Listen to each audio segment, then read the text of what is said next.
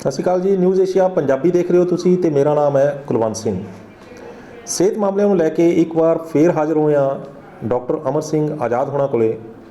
ਅੱਜ ਦਾ ਵਿਸ਼ਾ ਰਹੇਗਾ ਆਪੂ ਜਿਹੜੇ ਬੰਦੇ ਦਵਾਈਆਂ ਲੈਂਦੇ ਨੇ ਘਰ ਬੈਠੇ ਕੁਝ ਵੀ ਦਰਦ ਹੋ ਗਿਆ, ਕੋਈ ਵੀ ਤਕਲੀਫ ਨਜ਼ਰ ਆ ਗਈ ਸਰੀਰ ਦੇ ਵਿੱਚ, ਜਾਂ ਆਪਾਂ ਜਿਹੜਾ ਸ਼ੌਂਕ ਦੇ ਤੌਰ ਦੇ ਉੱਤੇ ਵੀ ਜਿਹੜਾ ਆਪਾਂ ਜਿਸ ਤਰ੍ਹਾਂ ਵਿਟਾਮਿਨ ਖਾ ਲਏ, ਉਹਨਾਂ ਦਾ ਸਰੀਰ ਦੇ ਉੱਤੇ ਕੀ ਅਸਰ ਪੈਂਦਾ ਤੇ ਇਹ ਕਿਸ ਹੱਦ ਤੱਕ ਜਿਹੜੇ ਜਾਇਜ਼ ਨੇ ਤੇ ਕਿਸ ਹੱਦ ਤੱਕ ਜਿਹੜੇ ਇਹ ਨਜਾਇਜ਼ ਨੇ, ਇਸ ਬਾਰੇ ਅੱਜ ਆਪਾਂ ਡਾਕਟਰ ਅਮਰ ਸਿੰਘ ਆਜ਼ਾਦ ਹੋਣਾ ਕੋਲੋਂ ਜਾਣਕਾਰੀ ਲਵਾਂਗੇ। ਡਾਕਟਰ ਸਾਹਿਬ, ਤੁਹਾਡਾ ਨਿਊਜ਼ ਏਸ਼ੀਆ ਪੰਜਾਬੀ ਤੇ ਬਹੁਤ ਬਹੁਤ ਸਵਾਗਤ ਹੈ ਜੀ। ਸਤਿ ਸ਼੍ਰੀ ਅਕਾਲ ਜੀ ਸਾਰੇ ਦਰਸ਼ਕਾਂ ਨੂੰ। ਡਾਕਟਰ ਸਾਹਿਬ, ਭੱਜ ਦੌੜ ਦੀ ਜ਼ਿੰਦਗੀ ਹੈ, ਹਰ ਬੰਦਾ ਕਹਿੰਦਾ ਵੀ ਮੈਂ ਡਾਕਟਰ ਕੋਲ ਨਾ ਜਾਵਾਂ, ਤੇ ਕੁਝ ਜਿਹੜਾ ਜਿਸ ਤਰ੍ਹਾਂ ਆਪਾਂ ਪਹਿਲਾਂ ਵੀ ਇੱਕ ਵਾਰੀ ਵੀਡੀਓ 'ਚ ਗੱਲ ਕੀਤੀ ਸੀ ਕਿ ਕੁਝ ਡਾਕਟਰਾਂ ਦਾ ਪ੍ਰੋਫੈਸ਼ਨ ਵੀ ਕਈ ਜਗ੍ਹਾ ਬਹੁਤ ਸਾਰੇ ਡਾਕਟਰ ਜਿਹੜੇ ਨੇ ਉਹ ਵਧੀਆ ਕੰਮ ਕਰ ਰਹੇ ਨੇ, ਤਾਂ ਬਹੁਤ ਸਾਰੇ ਅਜਿਹੇ ਵੀ ਨੇ ਜਿਹੜੇ ਕਿ ਲਾਲਚ ਜਿਹੜੇ ਨੇ ਉਹ ਦਵਾਈਆਂ ਟੈਸਟ ਤੇ ਇਸ ਤਰ੍ਹਾਂ ਦੀਆਂ ਗੱਲ ਵੀ ਕਰ ਰਹੇ ਨੇ ਤਾਂ ਕਿ ਉਹਨਾਂ ਦਾ ਪੈਸਾ ਬਣੀ ਚੱਲੇ।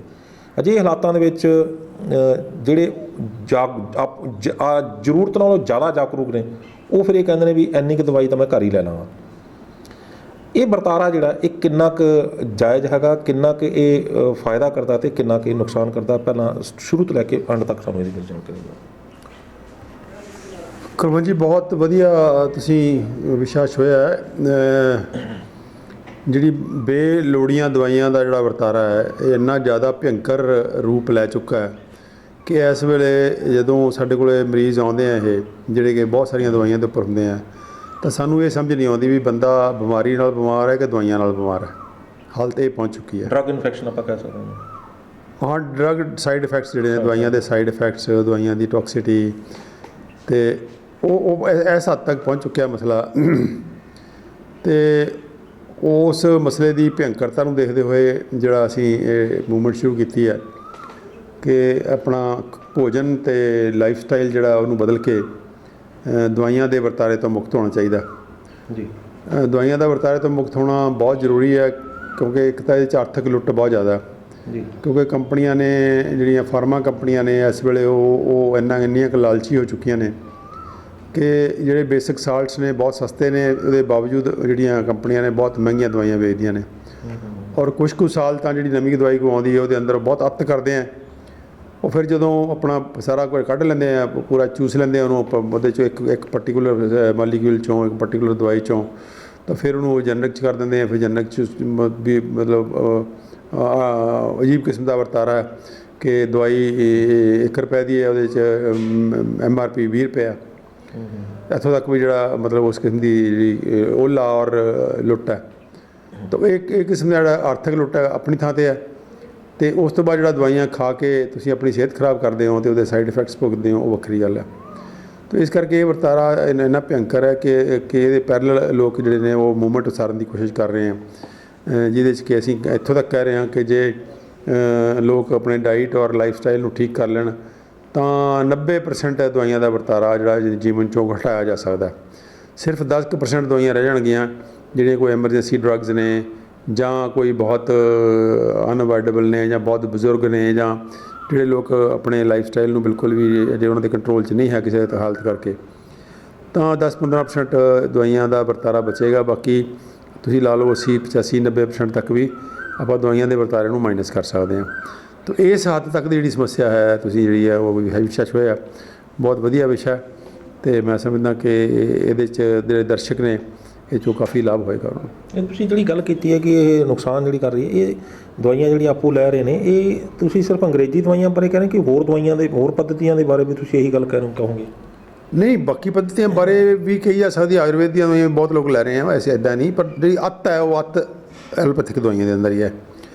ਐਲੋਪੈਥਿਕ ਦਵਾਈਆਂ ਦੇ ਵਿੱਚ ਅੱਤ ਇਸ ਕਰਕੇ ਹੈ ਕਿ ਇੱਕ ਤਾਂ ਉਹ ਮਹਿੰਗੀਆਂ ਬਹੁਤ ਨੇ, ਦੂਜੀ ਗੱਲ ਉਹਦੇ ਅੰਦਰ ਓਲਾ ਬਹੁਤ ਹੈ ਕਿ ਫਾਲਤੂ ਦੀ ਜਿਹੜੀ ਫੇਅਰ ਪ੍ਰੈਕਟਿਸਿਸ ਨੇ, ਜਿਹਨੂੰ ਕਹਿੰਦੇ ਆ ਵਪਾਰ ਦੇ ਜਿਹੜੇ ਸੱਚਾ ਸੌਦਾ ਜਿਹੜਾ ਉਹ ਨਹੀਂ ਹੁੰਦਾ ਉਹਦੇ 'ਚ, ਕਿ ਉਹਦੇ 'ਚ ਇਹ ਨਹੀਂ ਹੈ ਵੀ ਉਹ ਪ੍ਰੋਡਿਊਸਰ ਨੇ ਇੰਨਾ ਪ੍ਰੋਫਿਟ ਲੈਣਾ ਅਤੇ ਹੋਲਸੇਲਰ ਨੇ ਇੰਨਾ ਲੈਣਾ ਤਾਂ ਅੱਗੇ ਰਿਟੇਲਰ ਨੇ ਇੰਨਾ ਲੈਣਾ, ਇਹਦਾ ਐਸਾ ਕੁਛ ਵੀ ਨਹੀਂ ਹੈ। ਮਤਲਬ ਤੁਹਾਨੂੰ ਇਹ ਜੇ ਤੁਹਾਨੂੰ ਉਹੀ 1 ਰੁਪਏ ਦੀ ਦਵਾਈ 20 ਰੁਪਏ ਦੀ ਕੋਈ ਦੇ ਰਿਹਾ ਤਾਂ ਫਿਰ ਉਹ ਮਤਲਬ ਉਹ ਤਾਂ ਧੋਖਾ ਹੋ ਗਿਆ ਨਾ। ਅਤੇ ਇਸ ਕਰਕੇ ਜਿਹੜਾ ਉਹ ਵਰਤਾਰਾ ਜਿਹੜਾ ਕਿਤੇ ਨਾ ਕਿਤੇ ਬਹੁਤ ਜ਼ਿਆਦਾ ਵੱਡੇ ਪੱਧਰ 'ਤੇ, ਤੁਹਾਨੂੰ ਯਾਦ ਹੋਣਾ ਪਿਛਲੇ ਕੁਛ ਮਹੀਨੇ ਪਹਿਲਾਂ ਇੱਕ ਬਹੁਤ ਵੱਡੀ ਮੂਵਮੈਂਟ ਉੱਠੀ ਸੀ ਇਹਦੇ ਖਿਲਾਫ, ਔਰ ਜਿਹੜੇ ਸੀਗੇ ਉਹ ਗੁਰੂ ਨਾਨਕ ਜਿਹੜੀ ਹੈ ਉਹਦੀ ਸੀ ਮੋਦੀਖਾਨਾ ਖੋਲ੍ਹਣ ਦੀ ਚੱਲੀ ਸੀਗੀ ਚੱਲਣ, ਅਤੇ ਕਾਫੀ ਸ਼ਹਿਰਾਂ 'ਚ ਇਹ ਖੁੱਲ੍ਹੇ ਆ ਜਿੱਥੇ ਕਿ ਜਨਰਿਕ ਦਵਾਈਆਂ ਨੂੰ ਜਿਹੜੀਆਂ ਨੇ ਜਿਹੜੀਆਂ ਬਹੁਤ ਮਤਲਬ ਕੁਆਲਿਟੀ ਡਰੱਗਸ ਨੇ ਜਨਰਿਕ ਵੀ, ਤਾਂ ਉਹਨਾਂ ਨੂੰ ਸਸਤਾ ਦੇਣ ਦਾ ਵਰਤਾਰਾ ਸ਼ੁਰੂ ਹੋਇਆ ਸੀਗਾ। ਅਤੇ ਹੁਣ ਉਸ ਮੋਦੀਖਾਨੇ ਦਾ ਮੁਕਾਬਲਾ ਕਰਨ ਲਈ ਬਹੁਤ ਸਾਰੇ ਕੈਮਿਸਟਾਂ ਨੇ ਆਪਣੇ ਬਾਹਰ ਬੋਰਡ ਲਾ ਲਏ ਆ ਕਿ ਤੁਸੀਂ ਅਸੀਂ 40% ਘੱਟ ਕੇ ਦੇਵਾਂਗੇ ਅਤੇ ਇਹ ਕਰਾ ਇਹੋ ਜਿਹਾ ਤਾਂ ਉਹਦਾ ਉਸ ਮੂਵਮੈਂਟ ਦਾ ਫਾਇਦਾ ਹੋਇਆ ਕਿ ਕੁਛ ਜਿਹੜੀ ਲੁੱਟ ਸੁੱਟ ਹੈ ਘਟੀ ਕੁਛ ਘਟੀ। ਤਾਂ ਸੋ ਇਹ ਜ਼ਿਆਦਾ ਵਰਤਾਰਾ ਜਿਹੜਾ ਐਲੋਪੈਥਿਕ ਦਵਾਈਆਂ 'ਚ ਆਯੁਰਵੈਦਿਕ ਦਵਾਈਆਂ ਵੀ ਬਹੁਤ ਜ਼ਿਆਦਾ ਲੋਕ ਖਾਂਦੇ ਹੈ, ਕਈ ਕੁਛ ਲੇਕਿਨ ਜ਼ਿਆਦਾ ਵਰਤਾਰਾ ਆਯੁਰਵੈਦਿਕ 'ਚ ਹੈ ਨਹੀਂ ਕਿਉਂਕਿ ਆਯੁਰਵੈਦਿਕ ਬੜਾ ਪਪੂਲਰ ਨਹੀਂ ਹੈ। ਅਤੇ ਹੋਮੋਪੈਥੀ ਦੇ ਅੰਦਰ ਤਾਂ ਦਵਾਈ ਬਹੁਤ ਥੋੜ੍ਹੀ ਵਰਤੀ ਜਾਂਦੀ ਹੈ, ਹੋਮੋਪੈਥੀ ਦਵਾਈਆਂ ਜ਼ਿਆਦਾ ਨਹੀਂ ਯੂਜ਼ ਕਰਦੇ ਲੋਕ। ਲੇਕਿਨ ਇੱਕ ਦੇਸੀ ਦਵਾਈਆਂ ਦੇ ਨਾਂ 'ਤੇ ਜਿਹੜੀਆਂ ਪੁੜੀਆਂ ਵਾਲੀ ਦਿੱਤੀਆਂ ਜਾਂਦੀਆਂ ਨੇ ਉਹ ਬੜਾ ਇੱਕ ਅਜੀਬ ਵਰਤਾਰਾ ਪੰਜਾਬ ਦੇ ਵਿੱਚ। ਮੈਂ ਸਮਝਦਾ ਕਿ ਉਹਦਾ ਦਰਸ਼ਕਾਂ ਨੂੰ ਜ਼ਰੂਰ ਚੇਤਨ ਕਰਨਾ ਬਹੁਤ ਜ਼ਰੂਰੀ ਹੈ ਕਿ ਤੁਹਾਨੂੰ ਦੇਣਗੇ ਉਹ ਦੇਸੀ ਪੁੜੀਆਂ ਕਹਿ ਕੇ ਜੀ, ਉਹਦੇ ਜੋੜਾਂ ਵਾਲਿਆਂ ਨੂੰ, ਐਸਥਮਾ ਵਾਲਿਆਂ ਨੂੰ, ਇੱਦਾਂ ਦੀ ਕਰੋਨਿਕ ਜਿਹੜੀਆਂ ਪੁਰਾਣੀਆਂ ਬਿਮਾਰੀਆਂ ਨੇ ਨਾ ਉਹਦੇ ਅੰਦਰ ਉਹ ਤੁਹਾਨੂੰ ਪੁੜੀਆਂ ਦੇ ਦੇਣਗੇ ਵੀ ਆ ਜੀ ਪੁੜੀ ਦੇਸੀ ਹੈ, ਸੁਬਾਹ ਸ਼ਾਮ ਖਾਈ ਜਾਓ, ਅਤੇ ਉਹ ਫੌਰੀ ਇੱਕਦਮ ਠੀਕ ਹੋ ਜਾਂਦਾ ਬੰਦਾ। ਪੁੜੀਆਂ ਖਾਣ ਸਾਰ ਤੁਹਾਨੂੰ ਲੱਗਦਾ ਵੀ ਮੈਂ ਤਾਂ ਬੱਲੇ ਬੱਲੇ, ਅਤੇ ਉਹ ਡਾਕਟਰ ਦੀ ਵੀ ਬੱਲੇ ਬੱਲੇ ਹੋ ਜਾਂਦੀ ਹੈ, ਅਤੇ ਬੰਦਾ ਮਰੀਜ਼ ਵੀ ਚੰਗਾ ਭਲਾ ਤੁਰਦਾ ਫਿਰਦਾ ਹੋ ਜਾਂਦਾ, ਅਤੇ ਉਹ ਫਿਰ ਬੰਦਾ ਸ਼ੁਰੂ ਕਰਦਾ ਅਤੇ ਫਿਰ ਉਹ ਲਗਾਤਾਰ ਦਵਾਈਆਂ ਸਾਲਾਂ ਬੱਧੀ ਖਾਈ ਜਾਂਦਾ। ਬਾਅਦ 'ਚ ਪਤਾ ਲੱਗਦਾ ਵਿੱਚ ਸਟੀਰੋਇਡ ਸੀਗੇ, ਪ੍ਰੈਡਨੀਸੋਲੋਨ ਦੀਆਂ ਗੋਲੀਆਂ ਕੁੱਟ ਕੇ ਪਾਈਆਂ ਹੋਈਆਂ, ਉਹ 'ਚ ਪ੍ਰੈਡਨੀਸੋਲੋਨ ਵੀ ਪਾ ਦਿੰਦੇ ਆ, ਚਲੋ ਬਾਕੀ ਪੇਨ ਕਿਲਰ ਵੀ ਪਾ ਦਿੰਦੇ ਆ, ਲੇਕਿਨ ਪ੍ਰੈਡਨੀਸ ਜਿਹੜੀ ਬਹੁਤ ਖਤਰਨਾਕ ਦਵਾਈ ਹੈ ਸਟੀਰੋਇਡ ਨੇ। ਇਹ ਪੂਰੇ ਦੇ ਪੂਰੇ ਪੰਜਾਬ, ਹਰਿਆਣਾ, ਹਿਮਾਚਲ ਦਾ ਪੂਰਾ ਇਹ ਲੋਕਾਂ ਨੇ ਚੱਕੀਆਂ ਲਾ ਰੱਖੀਆਂ ਨੇ। ਪਹਿਲਾਂ ਗੋਲੀਆਂ ਖਰੀਦਦੇ ਆ, ਫਿਰ ਉਹਨਾਂ ਚੱਕੀਆਂ 'ਚ ਪੀਸਦੇ ਆ, ਫਿਰ ਉਹਨੂੰ ਪਾਊਡਰ ਬਣਾ ਕੇ ਫਿਰ ਉਹ ਦੇਸੀ ਸ਼ਕਲ ਵਾਲੇ ਇੱਕ ਦਵਾਈ ਨਾਲ ਮਿਕਸ ਕਰਕੇ ਅਤੇ ਫਿਰ ਉਹਨੂੰ ਉਹਦੇ 'ਚ ਪੁੜੀਆਂ ਬਣਾ ਕੇ ਦੇ ਦਿੰਦੇ ਆ। ਅਤੇ ਇਹ ਜਿਹੜਾ ਵਰਤਾਰਾ ਦੇਸੀ ਦੇ ਨਾਂ 'ਤੇ ਹੋ ਰਿਹਾ ਹੈ, ਹਾਲਾਂਕਿ ਕਹਿਣ ਨੂੰ ਦੇਸੀ ਨੇ ਉਹ, ਲੇਕਿਨ ਉਹਦੇ ਅੰਦਰ ਜਿਹੜੀ ਖਤਰਨਾਕ ਦਵਾਈ ਹੈ ਉਹ ਸਟੀਰੋਇਡ ਜਿਹੜੇ ਨੇ ਉਹ ਅੰਗਰੇਜ਼ੀ ਨੇ। ਸੋ ਇੱਦਾਂ ਦੇ ਵਰਤਾਰੇ ਤੋਂ ਵੀ ਜਿਹੜਾ ਸਾਨੂੰ ਬਚਣ ਦੀ ਲੋੜ ਹੈ। ਡਾਕਟਰ ਸਾਹਿਬ ਤੁਹਾਡਾ ਲੰਬਾ ਤਜਰਬਾ ਹੈਗਾ, 50 ਸਾਲ ਦਾ ਤਕਰੀਬਨ ਤਜਰਬਾ ਹੈਗਾ ਤੁਹਾਡਾ ਮੈਡੀਕਲ ਪ੍ਰੋਫੈਸ਼ਨ ਦਾ। ਤੁਹਾਡੇ ਇਸ ਤਜਰਬੇ ਦੇ ਦੌਰਾਨ ਤੁਸੀਂ ਕਿਵੇਂ ਦੇਖਿਆ ਵੀ ਕਿਵੇਂ ਦੇ ਲੋਕ ਜਿਹੜੇ ਨੇ ਉਹ ਕਿਹੜੀਆਂ ਦਵਾਈਆਂ ਜਿਹੜੀਆਂ ਨੇ ਆਪੇ ਲੈ ਰਹੇ ਨੇ ਅਤੇ ਵੱਧ ਲੈ ਰਹੇ ਨੇ, ਅਤੇ ਉਹਨਾਂ ਦਾ ਕੀ ਪ੍ਰਭਾਵ ਪੈ ਰਿਹਾ? ਇਹਦੇ 'ਚ ਕੁਲਵੰਤ ਜੀ ਪੇਨ ਕਿਲਰ ਜਿਹੜੇ ਦਰਦ ਨਿਵਾਰਕ ਦਵਾਈਆਂ ਨੇ, ਦਰਦ ਨਿਵਾਰਕ ਦਵਾਈਆਂ ਜਿਹੜੀਆਂ ਦੋ ਤਰ੍ਹਾਂ ਦੀਆਂ ਨੇ। ਇੱਕ ਤਾਂ ਹੈਗੀਆਂ ਸਰੀਰਕ ਦਰਦ ਵਾਸਤੇ, ਇੱਕ ਹੈਗੀਆਂ ਮਾਨਸਿਕ ਦਰਦ ਵਾਸਤੇ। ਦੋਨੋਂ ਤਰ੍ਹਾਂ ਦਾ ਦਰਦ ਹੁੰਦਾ, ਮਨ ਦੀ ਪੀੜਾ ਔਰ ਸਰੀਰ ਦੀ ਪੀੜਾ। ਮਨ ਦੀ ਪੀੜਾ ਲਈ ਦਵਾਈਆਂ ਖਾਂਦੇ ਆ ਲੋਕ ਜਿਹੜੇ ਕਿਸੇ ਨੇ ਪੈਰਾਸਟਾਮੋਲ ਖਾ ਲਈ, ਕਿਸੇ ਨੇ ਡਿਕਲੋਫੈਨਿਕ ਖਾ ਲਈ, ਕਿਸੇ ਨੇ ਨਿੰਮੂ ਸਲਾਈਡ ਖਾ ਲਈ, ਅਤੇ ਇਸ ਤੋਂ ਵੀ ਹੋਰ ਸਟਰੋਂਗ ਵੀ ਹੈਗੀਆਂ ਨੇ। ਤਾਂ ਉਹ ਜਿਹੜੀਆਂ ਦਵਾਈਆਂ ਨੇ ਦਰਦ ਦੀ ਪੀੜਾ ਵਾਸਤੇ ਖਾਂਦੇ ਆ ਲੋਕ। ਔਰ ਦੂਜੀਆਂ ਦਵਾਈਆਂ ਨੇ ਮਾਨਸਿਕ ਪੀੜਾ ਲਈ, ਕੋਈ ਚਾਹੇ ਉਹ ਚਿੰਤਾ ਰੋਗ ਹੈ, ਚਾਹੇ ਉਹ ਡਿਪਰੈਸ਼ਨ ਹੈ, ਉਹਦੀਆਂ ਦਵਾਈਆਂ ਵੀ ਜਿਹੜੀਆਂ ਨੇ ਬਹੁਤ ਲੋਕ ਜਿਹੜੇ ਨੇ ਖਾਂਦੇ ਆ। ਇੱਕ ਤਾਂ ਇਹ ਵਰਤਾਰਾ।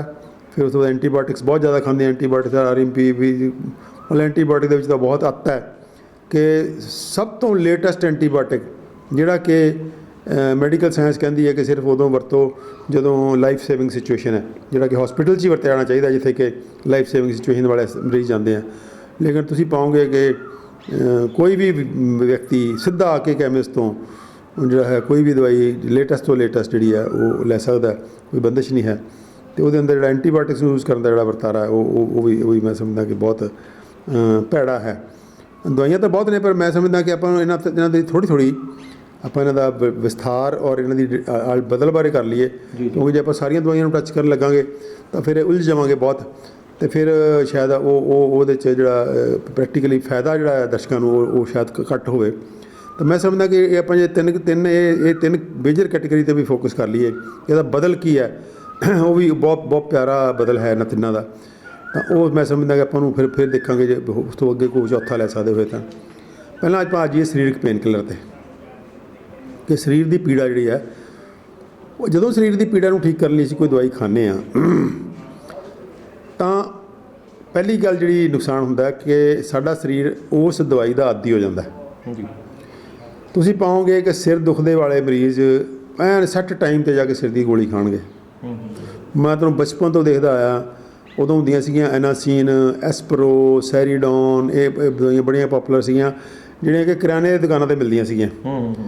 ਅਤੇ ਜਾ ਕੇ ਪਿੰਡ ਵਾਲਾ ਜਿਹੜਾ ਦੇ ਕੇ ਪੈਸੇ ਚੁਆਨੀ ਠਿਆਨੀ ਦਵਾਨੀ ਦੇ ਕੇ ਕਹਿੰਦਾ ਸੀ ਵੀ ਮੈਨੂੰ ਸੈਰੀਡੋਨ ਦੀ ਗੋਲੀ ਦੇ ਦੇ ਜਾਂ ਮੈਨੂੰ ਐਨਾਸੀਨ ਦੇ ਦੇ। ਹਰੇ ਪੱਤੇ ਵਾਲੀ ਗੋਲੀ ਹਰੇ ਪੱਤੇ ਵਾਲੀ ਗੋਲੀ ਬਾਅਦ 'ਚ ਆਈ ਹੈ, ਜੀ। ਹਰੇ ਪੱਤੇ ਵਾਲੀ ਗੋਲੀ ਬਾਅਦ 'ਚ ਆਈ ਫਿਰ ਤਾਂ ਉਹ ਜਿਹੜੀ ਉਦੋਂ ਖਾਂਦੇ ਹੁੰਦੇ ਸੀਗੇ। ਫਿਰ ਇਹ ਹਰੇ ਪੱਤੇ ਵਾਲੀ ਆ ਗਈ ਤੁਹਾਡੀ ਡਿਕਲੋਫੈਨਿਕ, ਇਹ ਵੀ ਜਿਹੜੀ ਹੈ ਬਹੁਤ ਜ਼ਿਆਦਾ ਜਿਹੜੀ ਹੈ ਖਾਕੀ, ਉਹ ਡਾਇਰੀਆ ਦੀਆਂ ਹੁੰਦੀਆਂ ਸੀਗੀਆਂ, ਉਹ ਟੱਟੀਆਂ ਦੀਆਂ। ਤਾਂ ਪੇਨ ਕਿਲਰ ਜਿਹੜੇ ਨੇ ਜਦੋਂ ਆਪਾਂ ਲੈਂਦੇ ਹਾਂ ਤਾਂ ਸਭ ਤੋਂ ਵੱਡਾ ਨੁਕਸਾਨ ਕੀ ਹੋਊਗਾ ਕਿ ਤੁਹਾਨੂੰ ਆਦਤ ਪੈ ਗਈ। ਹੁਣ ਤੁਸੀਂ ਹਫ਼ਤਾ ਖਾ ਲਈ, ਹਫ਼ਤੇ 8ਵੇਂ ਦਿਨ ਤੁਹਾਡਾ ਸਰੀਰ ਮੰਗੇਗਾ, 8ਵੇਂ ਦਿਨ ਸਰੀਰ ਕਹੇਗਾ ਮੈਨੂੰ ਦੇ ਦੇ। ਹੁਣ ਜਦੋਂ ਟਾਈਮ ਹੋਏਗਾ ਅੰਦਰ ਸਰੀਰ ਦੇ ਅੰਦਰ ਇੱਕ ਕਲੌਕ ਹੁੰਦਾ, ਜਿਵੇਂ ਬਾਹਰ ਘੜੀ ਲਾਈ ਹੁੰਦੀ ਅਸੀਂ, ਸਰੀਰ ਦੇ ਅੰਦਰ ਵੀ ਕਲੌਕ ਲੱਗਿਆ ਹੋਇਆ। ਜਿੱਦਾਂ ਸਰੀਰ ਸਮੇਂ ਸਿਰ ਪੋਟੀ ਕਰਨ ਨੂੰ ਪ੍ਰੈਸ਼ਰ ਪੈਣਾ ਸ਼ੁਰੂ ਹੋ ਜਾਂਦਾ ਹੈ, ਸਮੇਂ ਸਿਰ ਸੌਣ ਨੀਂਦ ਆਉਣੀ ਸ਼ੁਰੂ ਹੋ ਜਾਂਦੀ ਹੈ, ਸਮੇਂ ਸਿਰ ਭੁੱਖ ਲੱਗਦੀ ਹੈ, ਇੱਦਾਂ ਹੀ ਦਵਾਈ ਜਿਹੜੀ ਹੈ ਚਾਹ ਦਾ ਤੂੰ ਦੇਖਿਆ ਹੋਣਾ ਵੀ ਜੇ ਚਾਹ ਦੇ ਟਾਈਮ 'ਤੇ ਸਰੀਰ ਟੁੱਟਣ ਲੱਗ ਜਾਂਦਾ ਨਾਲ ਦੀ ਨਾਲ ਹੀ, ਉਹਦੀ ਬਹੁਤ ਆਦਤ ਹੁੰਦੀ ਹੈ। ਅਤੇ ਇੱਦਾਂ ਹੀ ਦਵਾਈ ਦੀ ਵੀ ਫਿਰ ਆਦਤ ਪੈ ਜਾਂਦੀ ਹੈ। ਤਾਂ ਜਦੋਂ ਉਹ ਦਵਾਈ ਦੀ ਆਦਤ ਪੈ ਗਈ ਤਾਂ ਫਿਰ ਤੁਹਾਡੇ ਸਰੀਰ ਮੰਗੇਗਾ ਤਾਂ ਸਾਡੇ ਕੋਲ ਸੌਖਾ ਤਰੀਕਾ ਹੈ ਵੀ ਦੇ ਦਿਓ। ਤਾਂ ਆਮ ਤੌਰ 'ਤੇ ਤੁਸੀਂ ਪਾਓਗੇ ਕਿ ਲੋਕ ਜਿਹੜੇ ਨੇ ਉਹ ਹੌਲੀ ਹੌਲੀ ਐਡਿਕਟ ਹੋ ਜਾਂਦੇ ਆ। ਐਡਿਕਟ ਹੋਣ ਦਾ ਹੁਣ ਨੁਕਸਾਨ ਕੀ ਹੋਏਗਾ? ਹੁਣ 2-3 ਪਾਪੂਲਰ ਜਿਹੀਆਂ ਦਵਾਈਆਂ ਲੈ ਲਈਏ ਆਪਾਂ। ਪੇਨ ਕਿਲਰ ਸਭ ਤੋਂ ਪਾਪੂਲਰ ਦਵਾਈ ਪੈਰਾਸਟਾਮੋਲ ਹੈ। ਪੈਰਾਸਟਾਮੋਲ ਦੇ ਸਭ ਤੋਂ ਆਮ ਵਰਤੀ ਜਾਣ ਵਾਲੀ ਦਵਾਈ ਹੈ ਅੱਜ ਕੱਲ੍ਹ। ਡੋਲੋ ਦੇ ਨਾਂ 'ਤੇ ਬੜੀ ਮਸ਼ਹੂਰ ਹੋਈ ਹੈ। ਪਹਿਲਾਂ ਕਰੋਸਿਨ ਦੇ ਸਭ ਤੋਂ ਪਾਪੂਲਰ ਦੀ ਜਿਹੜੀ ਸੀਗੀ ਬ੍ਰਾਂਡ ਸੀ ਕਰੋਸਿਨ ਸੀ। ਸੋ ਕਰੋਸਿਨ ਤੋਂ ਸ਼ੁਰੂ ਹੋ ਕੇ ਇਹ 325 ਤੋਂ ਸ਼ੁਰੂ ਹੋਈ ਸੀ। ਜਦੋਂ ਮੈਂ MBBS ਕਰਕੇ ਨਿਕਲਿਆ ਸੀ ਤਾਂ 325 ਮਿਲੀਗ੍ਰਾਮ ਦੀ ਪੈਰਾਸਟਾਮੋਲ ਆਉਂਦੀ ਹੁੰਦੀ ਸੀ। 325 ਤੋਂ ਵੱਧਦੀ ਹੈ, ਫਿਰ 500 ਤੇ ਫਿਰ 650 ਤੇ ਹੁਣ ਆ ਗਈ। ਹੁਣ 650 ਦੀ ਫੈਸ਼ਨ ਬਣ ਗਿਆ ਕਿ ਡੋਲੋ 650, ਦੈਟ ਮੀਨਸ ਸਿੱਧੀ ਡਬਲ। ਹੁਣ 30 ਸਾਲਾਂ 'ਚ ਸਰੀਰ ਨੇ ਡਬਲ ਡੋਜ਼ ਮੰਗਣੀ ਸ਼ੁਰੂ ਕਰਤੀ ਹੈ ਲੋਕਾਂ ਦੇ ਨੇ। ਹੁਣ 325 ਲੱਗੂ ਹੈ ਸਰੀਰ ਦਾ, ਕਿਉਂ? ਕਿਉਂਕਿ 325 ਤਾਂ ਸਰੀਰ ਨੇ ਸਿੱਖ ਲਿਆ ਵੀ ਇਹਨੂੰ ਅੱਧੀ ਨੂੰ ਤਾਂ ਸਿੱਧਾ ਡਿਸਟਰੋਏ ਕਰੋ, ਇੱਕ ਜ਼ਹਿਰ ਹੈ। ਕਿਉਂਕਿ ਜਦੋਂ ਕੋਈ ਦਵਾਈ ਸਾਡੇ ਸਰੀਰ ਦੇ ਅੰਦਰ ਜਾਂਦੀ ਹੈ ਤਾਂ ਸਰੀਰ ਕੋਲ ਦੋ ਹੀ ਭਾਸ਼ਾਵਾਂ ਨੇ, ਇਹ ਅੰਮ੍ਰਿਤ ਹੈ ਕਿ ਜ਼ਹਿਰ ਹੈ। ਜੇ ਤਾਂ ਅੰਮ੍ਰਿਤ ਹੈ ਤਾਂ ਸਰੀਰ ਕਹਿੰਦਾ ਆ ਜਾ, ਕੋਈ ਗੱਲ ਨਹੀਂ, ਵੈਲਕਮ। ਜੇ ਜ਼ਹਿਰ ਹੈ ਤਾਂ ਉਹ ਸਰੀਰ ਕਹਿੰਦਾ ਚੱਲ ਫਟਾਫਟ ਨੂੰ ਪੂਰੇ ਸਰੀਰ 'ਚ ਭੱਜਣਾ ਪੈ ਜਾਂਦੀਆਂ ਨੇ। ਲਿਵਰ ਨੂੰ ਕਹਿੰਦਾ ਇਹਨੂੰ ਡੀਟੌਕਸੀਫਾਈ ਕਰ, ਇਹਦਾ ਜ਼ਹਿਰ ਠੀਕ ਕਰ। ਕਿਡਨੀ ਨੂੰ ਕਹਿੰਦਾ ਬਾਹਰ ਕੱਢ, ਪਸੀਨੇ 'ਚ ਵੀ ਕੱਢ। ਜੇ ਕੋਈ ਬਾਹਲੀ ਸਟਰੋਂਗ ਹੈ ਤਾਂ ਉਹਨੂੰ ਫਿਰ ਪੱਟੀਆਂ ਲੱਗ ਜਾਂਦੀਆਂ ਨੇ, ਉੱਧਰੋਂ ਵੀ ਕੱਢ। ਤਾਂ ਸਰੀਰ 'ਚ ਫਿਰ ਉਹਨੂੰ ਬਾਹਰ ਕੱਢਣ ਦੀ ਕੋਸ਼ਿਸ਼ ਕਰਦਾ ਜਾਂ ਉਹਨੂੰ ਜ਼ਹਿਰ ਨੂੰ ਘਟਾਉਣ ਦੀ ਕੋਸ਼ਿਸ਼ ਕਰਦਾ। ਤਾਂ ਇਹ ਇੱਕ ਸਰੀਰ 'ਚ ਪੂਰੀਆਂ ਕਿਸਮ ਦੀਆਂ ਭੱਜਣਾ ਪਈਆਂ ਹੁੰਦੀਆਂ ਨੇ। ਕਿਉਂ ਕਰਦਾ ਸਰੀਰ? ਕਿਉਂਕਿ ਸਰੀਰ ਨੂੰ ਕੋਲੇ ਮੈਸੇਜ ਗਿਆ ਕਿ ਇਹ ਚੀਜ਼ ਜਿਹੜੀ ਹੈ ਇਸ ਜੀਵ ਦੀ ਸਰੀਰ ਲਈ ਨੁਕਸਾਨਦੇਹ ਹੋ ਸਕਦੀ ਹੈ। ਤਾਂ ਉਹ ਜਿਹੜਾ ਤਾਂ ਉਹਦੇ ਨਾਲ ਹੁੰਦਾ ਕੀ ਹੋਇਆ ਕਿ ਜਿਹੜੀ 325 ਮਿਲੀਗ੍ਰਾਮ ਵਾਲੀ ਕਰੋਸਿਨ ਉਸ ਵੇਲੇ ਪੂਰਾ ਅਸਰ ਕਰਦੀ ਸੀ, ਅੱਜ ਉਹਨੂੰ ਉਹੀ ਅਸਰ ਲੈਣ ਲਈ 650 ਗ੍ਰਾਮ ਖਾਣੀ ਪੈਂਦੀ ਹੈ, ਮਿਲੀਗ੍ਰਾਮ ਖਾਣੀ ਪੈਂਦੀ ਹੈ। ਇਹਦਾ ਮਤਲਬ ਸਰੀਰ ਨੇ 350 ਗ੍ਰਾਮ 25 ਗ੍ਰਾਮ ਤੋਂ ਵਿੱਚੋਂ ਡਿਸਟਰੋਏ ਕਰ ਦੇਣੀ ਸਿੱਧੀ ਜਾਂਦੀ ਹੋਈ। ਪਹਿਲਾਂ ਹੀ ਉਹਨੂੰ ਜਾਨਸਾਰ ਤਬਾਹ ਕਰ ਦਿੰਦਾ 1 ਘੰਟੇ, ਅੱਧੇ ਘੰਟੇ, 2 ਘੰਟੇ 'ਚ। ਤਾਂ ਬਾਕੀ 325 ਗ੍ਰਾਮ ਜਿਹੜੀ ਧੱਕੇ ਨਾਲ ਜਿਹੜੀ ਉੱਤੋਂ ਦੀ ਹੋ ਕੇ ਜਿਹੜੀ ਸਰੀਰ ਰਚ ਵਿੱਚ ਜਾਂਦੀ ਹੈ ਤਾਂ ਉਹ ਕਿਤੇ ਨਾ ਕਿਤੇ ਫਿਰ ਅਸਰ ਕਰਦੀ ਹੈ। ਇਸੇ ਤਰ੍ਹਾਂ ਤੁਹਾਡੀ ਹਾਈਲੀ ਟੌਕਸਿਕ ਹੈ। ਇਹ ਨੋਨ ਹੈ ਕਿ ਸਿੰਗਲ ਗੋਲੀ ਨਾਲ ਡੈਥਸ ਹੋਈਆਂ ਪਈਆਂ ਪੈਰਾਸਟਾਮੋਲ, ਸਿੰਗਲ ਗੋਲੀ ਨਾਲ। ਅਕਿਊਟ ਲਿਵਰ ਫੇਲਿਅਰ, ਸਿੱਧਾ ਹੀ ਲੀਵਰ ਫੇਲ ਕਰ ਦਿੰਦਾ। ਹਾਂ, ਸਿੰਗਲ ਗੋਲੀ, ਪਹਿਲੀ ਗੋਲੀ ਖਾਈ ਨਾਲ ਦੀ ਨਾਲ ਅਕਿਊਟ ਲਿਵਰ ਫੇਲਿਅਰ, ਰਿਕਵਰ ਵੀ ਨਹੀਂ ਕਰਦਾ, ਫਿਰ ਉਹ ਸਿੱਧੀ ਡੈਥ। ਚੱਕਰ ਵਾਲੇ ਬੰਦੇ ਨਾਲ ਵੀ ਹੋ ਜਾਂਦਾ। ਹਾਂ, ਕਿਸੇ ਵੀ ਬੰਦੇ ਨਾਲ ਹੋ ਸਕਦਾ। ਤੁਸੀਂ ਪ੍ਰੈਡਿਕਟ ਨਹੀਂ ਕਰ ਸਕਦੇ, ਜਿਗਰ ਠੀਕ ਵੀ ਹੋਵੇ ਤਾਂ ਤੁਸੀਂ ਭਵਿੱਖਬਾਣੀ ਨਹੀਂ ਕਰ ਸਕਦੇ ਨਾ, ਭਵਿੱਖਬਾਣੀ ਨਹੀਂ ਕਰ ਸਕਦੇ ਕਿਹਦੇ ਨਾਲ ਆਊਗਾ, ਕਿਸੇ ਨਾਲ ਵੀ ਹੋ ਸਕਦਾ। ਤਾਂ ਇਸ ਕਰਕੇ ਜਿਹੜਾ ਬਾਕੀ ਲੰਬੇ ਸਮੇਂ ਦਾ ਨੁਕਸਾਨ ਕਰਨਾ ਹੀ ਕਰਨਾ ਉਹਨੇ। ਲਿਪੈਟੋਟੌਕਸਿਕ ਹੈ, ਬਾਕੀ ਜਿਵੇਂ ਕਰਦੇ ਆ ਤੁਹਾਡੀ ਇਮਿਊਨਿਟੀ ਵੀ ਘਟਾਏਗਾ। ਸੋ ਮਲਟੀਪਲ ਉਹਦੇ ਸਾਈਡ ਇਫੈਕਟਸ ਹੋਣਗੇ। ਗੁਰਦਿਆਂ ਨੂੰ ਇਫੈਕਟ ਕਰੇਗਾ, ਲਿਵਰ ਨੂੰ ਕਰੇਗਾ। ਉਸ ਤੋਂ ਬਾਅਦ ਆ ਜੋ ਤੁਹਾਡੀ ਨਿਮੋਸਲਾਈਡ ਹੈ ਜਾਂ ਡਿਕਲੋਫੈਨਿਕ ਹੈ, ਉਹ ਵੀ ਇਹੋ ਜਿਹੀਆਂ ਨੇ। ਬਰੂਫਿਨ ਹੈ, ਪਹਿਲਾਂ ਬਰੂਫਿਨ ਹੁੰਦੀ ਸੀਗੀ, ਤਾਂ ਉਹ ਪਹਿਲਾਂ ਨਾਲਜਨ ਹੁੰਦੀ ਸੀ। ਨਾਲਜਨ ਬਾਅਦ 'ਚ ਬੈਨ ਹੋ ਗਈ। ਬਹੁਤ ਸਾਲ ਬੜੀ ਪਾਪੂਲਰ ਰਹੀ। ਮੇਰੇ ਯੰਗ ਡੇਜ਼ ਨਾਲਜਨ ਨੋਵਲਜੀਨ ਆਉਂਦੀ ਸੀ। ਨੋਵਲਜੀਨ ਸਭ ਤੋਂ ਪਾਪੂਲਰ ਡਿਮਾਂਡ ਸੀਗੀ ਉਹਦੀ, ਨੋਵਲਜੀਨ ਦੀ। ਤਾਂ ਉਹ ਰਸ਼ੀਆ ਤੋਂ ਐਕਸਪੋਰਟ ਹੁੰਦਾ ਸੀਗਾ, ਇੰਪੋਰਟ ਹੁੰਦਾ ਸੀਗਾ ਮੋਲੀਕੂਲ ਉਹ ਐਨਾਲਜਨ। ਉਹ ਬਾਅਦ 'ਚ ਪਤਾ ਲੱਗਿਆ ਕਿ ਇਹਦਾ ਬਹੁਤ ਹੀ ਖਤਰਨਾਕ ਸਾਈਡ ਇਫੈਕਟ ਪੈਦਾ ਕਰ ਰਿਹਾ, ਉਹ ਫਿਰ ਬੈਨ ਹੋ ਗਿਆ। ਕੋਡੋਪਾਰੀਨ ਤਾਂ ਮਿਕਸਚਰ ਜੈਸੀ ਮੇਰੇ ਖਿਆਲ ਉਹਦੇ ਕੋਡੀਨ ਹੁੰਦੀ ਸੀ, ਉਹ ਜ਼ਿਆਦਾ ਸਟਰੋਂਗ ਹੁੰਦੀ ਸੀ। ਉਹਦੇ ਅੰਦਰ ਆ ਜਾਂਦੀ ਫਿਰ ਉਹ ਜਿਹੜੀ ਨਾਰਕੋਟਿਕਸ ਨੇ, ਨਾਰਕੋਟਿਕਸ 'ਚ ਆ ਜਾਂਦੀ ਕੋਡੀਨ ਸਾਲਟ ਜਿਹੜਾ ਹੁੰਦਾ, ਕਿਉਂਕਿ ਓਪੀਅਮ ਤੋਂ ਆਉਂਦਾ, ਤਾਂ ਇਸ ਕਰਕੇ ਇਹ ਨਾਰਕੋਟਿਕਸ 'ਚ ਵੀ ਆ ਜਾਂਦਾ ਉਹਦਾ, ਉਹ ਕੰਬੀਨੇਸ਼ਨ ਹੈ। ਤਾਂ ਉਹ ਜਿਹੜੀ ਹੁਣ ਡਿਕਲੋਫੈਨਿਕ ਹੈ, ਡਿਕਲੋਫੈਨਿਕ ਤੁਸੀਂ ਹੈਰਾਨ ਹੋਵੋਗੇ ਕਿ ਡਿਕਲੋਫੈਨਿਕ ਜਿਹੜੀ ਹੈ ਮੱਝਾਂ 'ਚ ਵੈਟਰਨਰੀ ਤਾਂ ਬੈਂਡ ਹੈ, ਬੰਦਿਆਂ 'ਚ ਚੱਲ ਰਹੀ ਹੈ। ਅੱਛਾ, ਵੈਟਰਨਰੀ 'ਚ ਬੈਂਡ ਹੈ। ਉਹਦੇ 'ਚ ਕਿਉਂ ਬੈਨ ਹੈ ਤੇ ਇੱਧਰ? ਉਹਦੇ ਕੋਲ ਸਟੱਡੀ ਆ ਗਈ, ਇੱਕ ਸਟੱਡੀ ਕਿਤੇ ਛਪ ਗਈ ਕਿ ਜਿਹੜੀਆਂ ਗਿੱਧਾਂ ਮਰੀਆਂ ਨੇ ਉਹ ਡਿਕਲੋਫੈਨਿਕ ਕਰਕੇ ਮਰੀਆਂ ਨੇ। ਮੱਝਾਂ ਨੂੰ ਕਾਹਦੇ ਲਈ ਲਾਇਆ ਜਾਂਦਾ? ਉਹ ਆਹੀ ਦਰਦ ਵਾਸਤੇ? ਦਰਦ ਬੁਖਾਰ ਤਾਰਨ ਲਈ ਦਾ, ਜਦੋਂ ਮੱਝ ਬਿਮਾਰ ਦੇ ਨਾਲ ਡਿਕਲੋਫੈਨਿਕ ਲਾਉਂਦੇ ਸੀ ਵੈਟਰਨਰੀ ਡਾਕਟਰ। ਅੱਛਾ, ਚਲੋ ਉਹ ਪਤਾ ਨਹੀਂ, ਮੈਨੂੰ ਤਾਂ ਬਹੁਤੀ ਕਨਵਿੰਸਿੰਗ ਆਰਗੂਮੈਂਟ ਲੱਗਦੀ ਨਹੀਂ, ਕਿਉਂਕਿ ਉਹ ਕੱਲੀਆਂ ਗਿੱਧਾਂ ਨਹੀਂ ਮਰੀਆਂ, ਪੰਛੀ ਬਹੁਤ ਸਾਰੇ ਮਰ ਰਹੇ ਆ, ਅਤੇ ਉਹ ਬਹੁਤ ਸਾਰੇ ਟੌਕਸਿਨ ਨੇ। ਡਿਕਲੋਫੈਨਿਕ ਵੀ ਹੋ ਸਕਦੀ ਹੈ ਉਹਦੇ 'ਚੋਂ, ਪਰ ਤੁਸੀਂ ਇਹ ਸੋਚੋ, ਦੇਖੋ ਵੀ ਇਹ ਕਿਹਾ ਜਾ ਰਿਹਾ ਵੀ ਵੈਟਰਨਰੀ ਤਾਂ ਇਹ ਠੀਕ ਹੈ ਵੀ ਟੌਕਸਿਕ ਹੈ, ਬੈਨ ਕਰ ਦਿਓ ਅਤੇ ਬੰਦਿਆਂ ਨੂੰ ਦੇਈ ਜਾਓ। ਅੱਜ ਵੀ ਡਿਕਲੋਫੈਨਿਕ ਚੱਲ ਰਹੀ ਹੈ ਬੱਸਾਂ ਦੇ ਅੰਦਰ, ਉਹ ਹਰਾ ਪੱਤਾ ਦਿਖਾ ਕੇ 10 ਰੁਪਏ ਦਾ ਵਿਕਦਾ ਉਹ। ਕਿਉਂ? ਕਿਉਂਕਿ ਬੰਦਿਆਂ 'ਚ ਕੋਈ ਸਟੱਡੀ ਨਹੀਂ ਹੋਈ। ਹੁਣ ਨਹੀਂ ਸਟੱਡੀ ਹੋਈ ਤਾਂ ਕੋਈ ਬੰਦੇ ਦਾ ਅਤੇ ਡੰਗਰ ਦੇ ਸਰੀਰ 'ਚ ਕਿੰਨਾ ਕੁ ਫਰਕ ਹੈ? ਦੇਖੋ ਡੰਗਰ ਦਾ ਸਗੋਂ ਜ਼ਿਆਦਾ ਪਾਵਰਫੁਲ ਮੰਨਿਆ ਜਾਂਦਾ ਵੀ ਇਹ ਤਾਂ ਡੰਗਰ ਹੈ। ਡੰਗਰ ਹੈ ਨਾਲ ਉਹਦਾ ਬਿਲਕੁਲ। ਸੋ ਇਸ ਕਰਕੇ ਬਸ ਇਹ ਵੀ ਉਹਦੇ ਕੰਪਨੀ ਦੀ ਉਹਨੂੰ ਬੈਨ ਕਰਨ ਲਈ ਕਿਸੇ ਨੂੰ ਕੋਈ ਕੰਪਨੀ ਕੋਲ ਆਰਗੂਮੈਂਟ ਹੈਗਾ ਵੀ ਦੱਸੋ ਜੀ, ਹਿਊਮਨ ਦਿਖਾਓ ਸਟੱਡੀ ਕੋਈ ਹਿਊਮਨ ਬੀਇੰਗ 'ਚ ਨੁਕਸਾਨ ਦੇ ਆ ਉਹ ਡੰਗਰਾਂ ਦੀ ਅਸੀਂ ਥੋੜ੍ਹਾ ਜਿਹਾ ਵੈਟਰਨਰੀ ਬੈਨ ਕਰਤੀ। ਇਸ ਨਿਮੂਸਲਾਈਡ ਵੀ ਇੱਦਾਂ ਹੀ। ਨਿਮੂਸਲਾਈਡ ਤਾਂ ਬਹੁਤ ਹੀ ਕੰਟਰੋਵਰਸ਼ੀਅਲ ਡਰੱਗ ਹੈ, ਬਹੁਤ ਸਾਰੇ ਕੰਟਰੀ ਦੇ ਅੰਦਰ ਬੈਂਡ ਹੈ ਨਿਮੂਸਲਾਈਡ, ਬਹੁਤ ਸਾਰੇ ਕੰਟਰੀ 'ਚ ਬੈਂਡ ਹੈ। ਔਰ ਨਿਮੂਸਲਾਈਡ ਤੁਹਾਡੇ ਐਡਿਕਸ਼ਨ ਵਾਲੇ ਯੂਜ਼ ਕਰਦੇ ਆ, ਜਿਹੜੇ ਨਸ਼ੇ ਵਾਲੇ। ਤਾਂ ਇਹ ਕਿਤੇ ਨਾ ਕਿਤੇ ਇਹ ਦਵਾਈਆਂ ਜਿਹੜੀਆਂ ਨੇ ਇਹ ਬਹੁਤ ਹੀ ਨੁਕਸਾਨਦੇਹ ਹੁੰਦੀਆਂ ਨੇ। ਇਸ ਕਰਕੇ ਇਹਨਾਂ ਨੂੰ ਆਪਾਂ ਨੂੰ ਨਾ ਤਾਂ ਆਪ ਖਾਣਾ ਚਾਹੀਦਾ, ਜਾਂ ਡਾਕਟਰ ਵੀ ਦੇਵੇ ਤਾਂ ਵੀ। ਜਿਹੜੀ ਤੁਸੀਂ ਪਹਿਲਾਂ ਸ਼ੁਰੂ 'ਚ ਗੱਲ ਕੀਤੀ ਨਾ ਕਿ ਆਪੇ ਖਾ ਕੇ ਆਪੇ ਨਹੀਂ, ਇਹ ਤਾਂ ਡਾਕਟਰ ਵੀ ਇਹੀ ਦੇਈ ਜਾਂਦੇ ਆ। ਡਾਕਟਰ ਵੀ ਤਾੜ ਦਵਾਈਆਂ ਦੇਈ ਜਾਂਦੇ ਆ। ਮਤਲਬ ਕਿਉਂਕਿ ਡਾਕਟਰਾਂ 'ਚ ਵੀ ਇੱਕ ਰੇਸ ਚੱਲੀ ਹੋਈ ਹੈ ਵੀ ਜਿਹੜਾ ਡਾਕਟਰ ਸਭ ਤੋਂ ਜ਼ਿਆਦਾ ਪਾਪੂਲਰ ਹੋਊਗਾ, ਸਭ ਤੋਂ ਜ਼ਿਆਦਾ ਉਹਦੇ ਕੋਲ 4 ਪੈਸੇ ਆਉਣਗੇ। ਤਾਂ ਆਪਣੀ ਪਾਪੂਲੈਰਿਟੀ ਨੂੰ ਵਧਾਉਣ ਲਈ ਉਹ ਜਿਹੜੇ ਸਿੰਪਟਮ ਸਪਰੈਸ਼ਨ ਵਾਲੀਆਂ ਦਵਾਈਆਂ ਨੇ ਕਿ ਬੰਦੇ ਨੂੰ ਫੌਰੀ ਰਿਲੀਫ ਮਿਲਣਾ ਚਾਹੀਦਾ। ਡਾਕਟਰ ਜਾਵੇ ਮਰੀਜ਼ ਕੋਲੋਂ ਤਾਂ ਗੁਣ ਗਾਉਂਦਾ ਜਾਵੇ, ਤਾਂ ਮੁੜ ਕੇ ਉੱਥੇ ਸਾਡੇ ਕੋਲ ਜਾਵੇ, ਮੁੜ ਕੇ ਕਿਸੇ ਹੋਰ ਕੋਲ ਨਾ ਜਾਵੇ। ਤਾਂ ਇਸ ਕਿਸਮ ਦੀ ਜਿਹੜੀ ਇਹ ਭਾਵਨਾ ਨਾ ਵੀ ਮੇਰੀ ਰੈਪੂਟੇਸ਼ਨ ਬਣੇ ਅਤੇ ਮੇਰੀ ਬੱਲੇ ਬੱਲੇ ਹੋ ਜੇ, ਅਤੇ ਉਸ ਚੱਕਰ 'ਚ ਜਿਹੜੀ ਸਾਇੰਸ ਹੈ ਉਹ ਕਿਤੇ ਨਾ ਕਿਤੇ ਰੁਲ ਜਾਂਦੀ ਹੈ। ਅਤੇ ਡਾਕਟਰ ਵੀ ਦੇ ਜਾ ਰਹੇ ਦਵਾਈਆਂ, ਉਹੀ ਦਵਾਈਆਂ ਜਿਹੜੀ ਲੋਕ ਸੈਲਫ ਮੈਡੀਕੇਸ਼ਨ ਕਰ ਰਹੇ ਆ ਉਹ ਡਾਕਟਰ ਵੀ ਦਿੰਦੇ ਆ। ਸੈਲਫ ਮੈਡੀਕੇਸ਼ਨ ਕਿੱਦਾਂ ਹੁੰਦੀ ਹੈ ਵੀ ਡਾਕਟਰ ਨੇ ਦਿੱਤੀ, ਡਾਕਟਰ ਨੇ ਤਾਂ ਕਿਹਾ ਅਸੀਂ ਮਹੀਨਾ ਖਾਣੀ ਹੈ, ਮਰੀਜ਼ ਸਾਲ ਖਾਈ ਜਾ ਰਿਹਾ, 2 ਸਾਲ ਖਾਣ ਕੇ ਰੱਖ ਲੈਂਦਾ ਵੀ ਇਹਦੇ ਨਾਲ ਮੈਨੂੰ ਆਰਾਮ ਆਇਆ ਸੀ। ਹਾਂ, ਤਾਂ ਮੁੜ ਕੇ ਫਿਰ ਲੈ ਲੈਂਦਾ ਉੱਤੋਂ। ਉਹ ਕੈਮਿਸਟ ਵੀ ਦੇ ਦਿੰਦਾ, ਕੈਮਿਸਟ ਦੇ ਵੀ ਇਹਨੇ ਆਪਣਾ ਪ੍ਰੋਫਿਟ ਲੈ ਲਿਆ, ਅਤੇ ਉਹ ਬੰਦਾ ਕਹਿੰਦਾ ਚੱਲ ਮੈਨੂੰ ਡਾਕਟਰ ਕੋਲ ਜਾਣ ਦੀ ਲੋੜ ਨਹੀਂ ਪਈ, ਮੈਨੂੰ ਸਿੱਧੀ ਮਿਲ ਗਈ। ਉਹ ਘਰ ਰੱਖਦਾ ਲਿਆ ਕੇ ਚਾਹ ਬਣਾਉਂਦਾ ਅਤੇ ਚਾਹ ਨਾਲ ਖਾ ਲੈਂਦਾ ਜਦੋਂ ਕਿ ਪੇਨ ਕਿਲਰ। ਤਾਂ ਇੱਕ ਵਾਰੀ ਬੱਲੇ ਬੱਲੇ ਹੋ ਜਾਂਦੀ, ਇੱਕ ਵਾਰੀ ਤਾਂ ਬੰਦਾ ਕੰਢੇ 'ਤੇ ਹੋ ਜਾਂਦਾ, ਕੋਈ ਉਹਨੂੰ ਸਾਰੀ ਥਕਾਵਟ ਜੇ ਉਹ ਸਭ ਉੱਡ ਜਾਂਦੀ ਹੈ। ਪਰ ਮੁੜ ਕੇ ਇਹ ਨਹੀਂ ਪਤਾ ਵੀ ਉਹ ਹੌਲੀ ਹੌਲੀ ਗੁਰਦੇ ਖਰਾਬ ਕਰ ਦੇਗੀ। ਸਾਡੇ ਕੋਲ ਕਿੰਨੇ ਬੰਦੇ ਆ ਰਹੇ ਨੇ ਗੁਰਦੇ ਖਰਾਬ ਹੋਏ, ਅਤੇ ਕਾਹਦੇ ਵਾਸਤੇ ਹੋਏ ਕਿ ਜੋੜਾਂ ਦੀ ਤਕਲੀਫ ਸੀਗੀ, ਪੇਨ ਕਿਲਰ ਖਾਈ ਗਿਆ ਅਤੇ ਮੁੜ ਕੇ ਪਤਾ ਲੱਗਿਆ ਵੀ ਗੁਰਦੇ ਖਰਾਬ ਨੇ, ਮੁੜ ਕੇ ਡਾਇਲਸਿਸ ਕਰਵਾ ਰਿਹਾ, ਫਿਰ ਉਹ ਟ੍ਰਾਂਸਪਲਾਂਟ ਹੋ ਰਿਹਾ, ਅਤੇ ਕਿੱਥੋਂ ਤੱਕ ਨੌਬਤ ਜਾਂਦੀ ਹੈ। ਤਾਂ ਇਸ ਕਰਕੇ ਪੇਨ ਕਿਲਰ ਜਿਹੜੇ ਨੇ ਬੜੇ ਖਤਰਨਾਕ ਨੇ, ਪੇਨ ਕਿਲਰ ਨਹੀਂ ਖਾਣੇ ਚਾਹੀਦੇ। ਹੁਣ ਅਜੇ ਦੂਸਰੀ ਕੈਟੇਗਰੀ 'ਤੇ ਮੈਂਟਲ ਪੇਨ ਕਿਲਰ, ਇਹ 'ਚ ਐਲਰਜੀ ਵੀ ਆ ਜਾਏਗੀ। ਐਲਰਜੀਜ਼, ਹਾਂ ਐਲਰਜੀ ਬਿਲਕੁਲ ਸਹੀ, ਤੁਸੀਂ ਸਹੀ ਪੁਆਇੰਟ ਆਊਟ ਕੀਤਾ ਕਿ ਐਲਰਜੀਜ਼ ਸਿੰਗਲ ਡਰੱਗ ਬੰਦੇ ਨੂੰ ਫੈਟਲ ਹੋ ਸਕਦੀ ਹੈ, ਸਿੰਗਲ ਡਰੱਗ। ਔਰ ਸਾਡੇ country the facts and figures ਹੈ ਨਹੀਂ ਨਾ ਕੋਈ ਐਲਰਜੀ ਦੀਆਂ। ਅਮਰੀਕਾ ਦੀਆਂ ਬੜੀਆਂ ਖਤਰਨਾਕ ਫਿਗਰਸ ਨੇ ਕਿ ਅਮਰੀਕਾ ਦੇ ਅੰਦਰ 3 ਲੱਖ ਤੋਂ ਉੱਪਰ ਡੈਥ ਜਿਹੜੀ ਹੈ ਹਰ ਸਾਲ ਉਹ ਡਰੱਗਸ ਦੀਆਂ ਰਿਐਕਸ਼ਨ ਨਾਲ ਹੁੰਦੀ ਹੈ।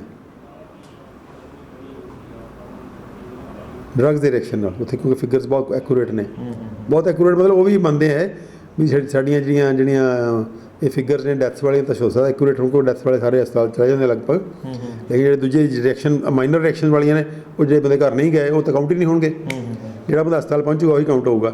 ਉਹਦੇ ਬਾਵਜੂਦ ਵੀ ਬਹੁਤ ਸਾਰਾ ਜਿਹੜਾ ਵੱਡਾ ਡਰੱਗ ਰਿਐਕਸ਼ਨ ਦਾ ਜਿਹੜਾ ਮਸਲਾ ਹੈ ਉਹਦੇ ਨਾਲ ਡੈਥਸ ਵੀ ਹੁੰਦੀਆਂ ਨੇ ਲੱਖਾਂ ਦੀ ਗਿਣਤੀ 'ਚ, ਔਰ ਲੱਖਾਂ ਦੀ ਗਿਣਤੀ ਲੋਕ ਜਾ ਕੇ ਹਸਪੀਟਲਾਈਜ਼ ਹੁੰਦੇ ਆ ਔਰ ਦੁੱਖ ਭੋਗਦੇ ਆ ਅਤੇ ਉਹਦੇ ਆਰਗਨ ਡੈਮੇਜ ਹੁੰਦੇ ਆ। ਤਾਂ ਉਹ ਇੱਕ ਬਹੁਤ ਵੱਡਾ ਮਸਲਾ ਜਿਹੜਾ ਡਰੱਗ ਐਲਰਜੀਜ਼ ਦਾ ਅਤੇ ਡਰੱਗ ਰਿਐਕਸ਼ਨਸ ਦਾ ਬਹੁਤ ਬੜਾ ਮਸਲਾ ਹੈ ਅਤੇ ਬਹੁਤ ਹਿਊਜ ਮਸਲਾ ਹੈ। ਅਤੇ ਲਗਭਗ ਉਹ ਤੀਜਾ ਜਾਂ ਚੌਥਾ ਕਾਜ਼ ਹੈ ਸਭ ਤੋਂ ਵੱਡਾ ਮੌਤਾਂ ਦਾ ਅਮਰੀਕਾ ਦੇ ਅੰਦਰ। ਅਮਰੀਕਾ 'ਚ ਸਭ ਤੋਂ ਜ਼ਿਆਦਾ ਮੌਤਾਂ ਹੁੰਦੀਆਂ ਨੇ ਹਾਰਟ ਅਟੈਕ ਨਾਲ, ਨੰਬਰ 2 'ਤੇ ਹੁੰਦੀਆਂ ਨੇ ਬ੍ਰੇਨ ਸਟ੍ਰੋਕ ਨਾਲ, ਨੰਬਰ 3 'ਤੇ ਹੁੰਦੀਆਂ ਕੈਂਸਰ ਨਾਲ, ਅਤੇ ਨੰਬਰ 4 'ਤੇ ਹੁੰਦੀਆਂ ਨੇ ਡਰੱਗਸ ਨਾਲ। ਚੌਥਾ ਸਭ ਤੋਂ ਵੱਡਾ ਕਾਰਨ ਮੌਤਾਂ ਦਾ ਅਮਰੀਕਾ ਦੇ ਅੰਦਰ ਕੀ ਹੈ? Drug reactions, wrong drugs, wrong ਕਹਿ ਲਓ ਜਾਂ ਡਰੱਗਸ ਆਰ ਰੋਂਗ ਜਿਹੜਾ ਸਾਈਡ ਇਫੈਕਟ ਹੈ, ਸਾਈਡ ਇਫੈਕਟ ਆਇਆ ਤੇ ਬੰਦਾ ਮਰ ਗਿਆ। ਤੋ ਐਡਾ ਭਿਅੰਕਰ ਵਰਤਾਰਾ ਇਹ ਡਰੱਗਸ ਦਾ ਜਿਹੜਾ ਹੈ, ਉਹਦੇ ਅੰਦਰ ਪੇਨ ਕਿਲਰ ਦਾ ਬਹੁਤ ਵੱਡਾ ਰੋਲ ਹੈ।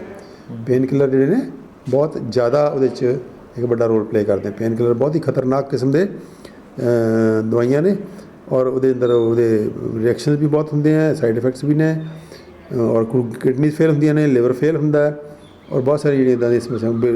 ਪੇਟ ਦੇ ਅੰਦਰ ਅਲਸਰ, ਪੇਟ ਦੇ ਅੰਦਰ, ਕਿਉਂਕਿ ਉਹ ਜਾ ਕੇ ਜਦੋਂ ਪੇਟ ਦੇ ਅੰਦਰ ਇਰੀਟੇਟ ਕਰਦੀਆਂ ਤਾਂ ਪੇਟ ਖਰਾਬ ਰਹਿਣਾ, ਪੇਟ ਖਰਾਬ ਰਹਿਣ ਦਾ ਬਹੁਤ ਤੁਸੀਂ ਨੋਟ ਕਰਿਓ ਕਦੀ ਮਰੀਜ਼ਾਂ ਨੂੰ ਜਦੋਂ ਵੀ ਪੇਨ ਕਿਲਰ ਪਾਇਆ ਹੋਏਗਾ ਤਾਂ ਨਾਲ ਉਹ ਜਿਹੜੀ ਗੈਸ ਵਾਲੀ ਗੋਲੀ ਜਿਹੜੀ ਹੈ, ਤੇਜ਼ਾਬ ਘਟਾਉਣ ਵਾਲੀ ਗੋਲੀ ਨਾਲ ਪਾਈ ਹੋਏਗੀ ਐਜ਼ ਪ੍ਰੀਵੈਂਟਿਵ। ਇਹਦਾ ਮਤਲਬ ਕੀ ਹੈ ਵੀ ਇਹ ਦਵਾਈ ਜਾ ਕੇ ਪੇਟ ਨੂੰ ਖਰਾਬ ਕਰੇਗੀ, ਉਹਨੂੰ ਪ੍ਰੀਵੈਂਟਿਵ ਵੀ ਪਾ ਦਿੰਦੇ ਆ।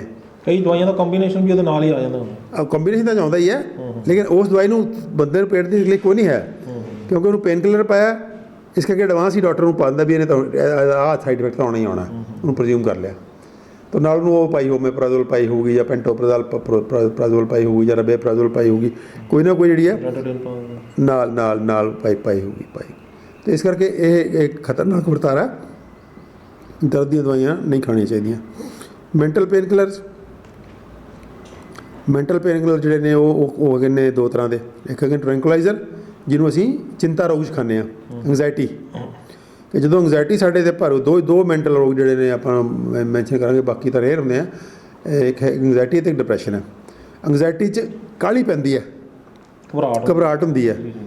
ਡਿਪਰੈਸ਼ਨ 'ਚ ਉਲਟਾ ਹੁੰਦਾ ਕਿ ਬੰਦਾ ਸੁਸਤ ਹੋ ਜਾਂਦਾ, ਚੁੱਪ ਰਹਿਣ ਲੱਗ ਜਾਂਦਾ, ਗੱਲ ਨਹੀਂ ਕਰਦਾ, ਰੋਟੀ ਖਾਣੀ ਬੰਦ ਕਰ ਜਾਂਦਾ, ਜਾਂ ਕੱਟਿਆ ਜਿਹਾ ਰਹਿੰਦਾ, ਜਾਂ ਹਾਈਪਰ ਹੋਣ ਲੱਗ ਜਾਂਦਾ। ਹਾਈਪਰ ਵਾਲਾ ਉਹ ਡਿਫਰੈਂਟ ਹੈ, ਉਹ ਡਿਪਰੈਸ਼ਨ ਨਹੀਂ ਹੁੰਦਾ, ਉਹ ਡਿਫਰੈਂਟ, ਉਹ ਰੇਅਰ ਨੇ, ਉਹ ਮੇਜਰ ਨੇ, ਉਹ ਇੰਨੇ ਕਾਮਨ ਨਹੀਂ ਹੈਗੇ। ਸੋ ਸਭ ਤੋਂ ਕਾਮਨ ਜਿਹੜੀ ਜਣੇ ਖਾਣੇ ਨੂੰ ਜਿਹੜੀਆਂ ਦੋ ਬਿਮਾਰੀਆਂ ਨੇ, ਉਹ ਹੈਗੀ ਐਂਗਜ਼ਾਇਟੀ ਅਤੇ ਡਿਪਰੈਸ਼ਨ। ਬਹੁਤ ਹੀ ਵਾਰੀ ਇਕੱਠੀਆਂ ਹੁੰਦੀਆਂ ਨੇ, ਐਂਗਜ਼ਾਇਟੀ ਵੀ ਹੈਗੀ ਅਤੇ ਨਾਲ ਡਿਪਰੈਸ਼ਨ ਵੀ ਹੈਗਾ। ਅਤੇ ਤੁਸੀਂ ਪਾਓਗੇ ਕਿ ਉਹ ਟ੍ਰੈਂਕੁਲਾਈਜ਼ਰ ਵੀ ਪਾ ਰੱਖਿਆ, ਨਾਲ ਡਿਪਰੈਸ਼ਨ ਵਾਲੀ ਪਾ ਰੱਖੀ ਹੈ ਦਵਾਈ ਜਿਹੜੀ ਹੈ।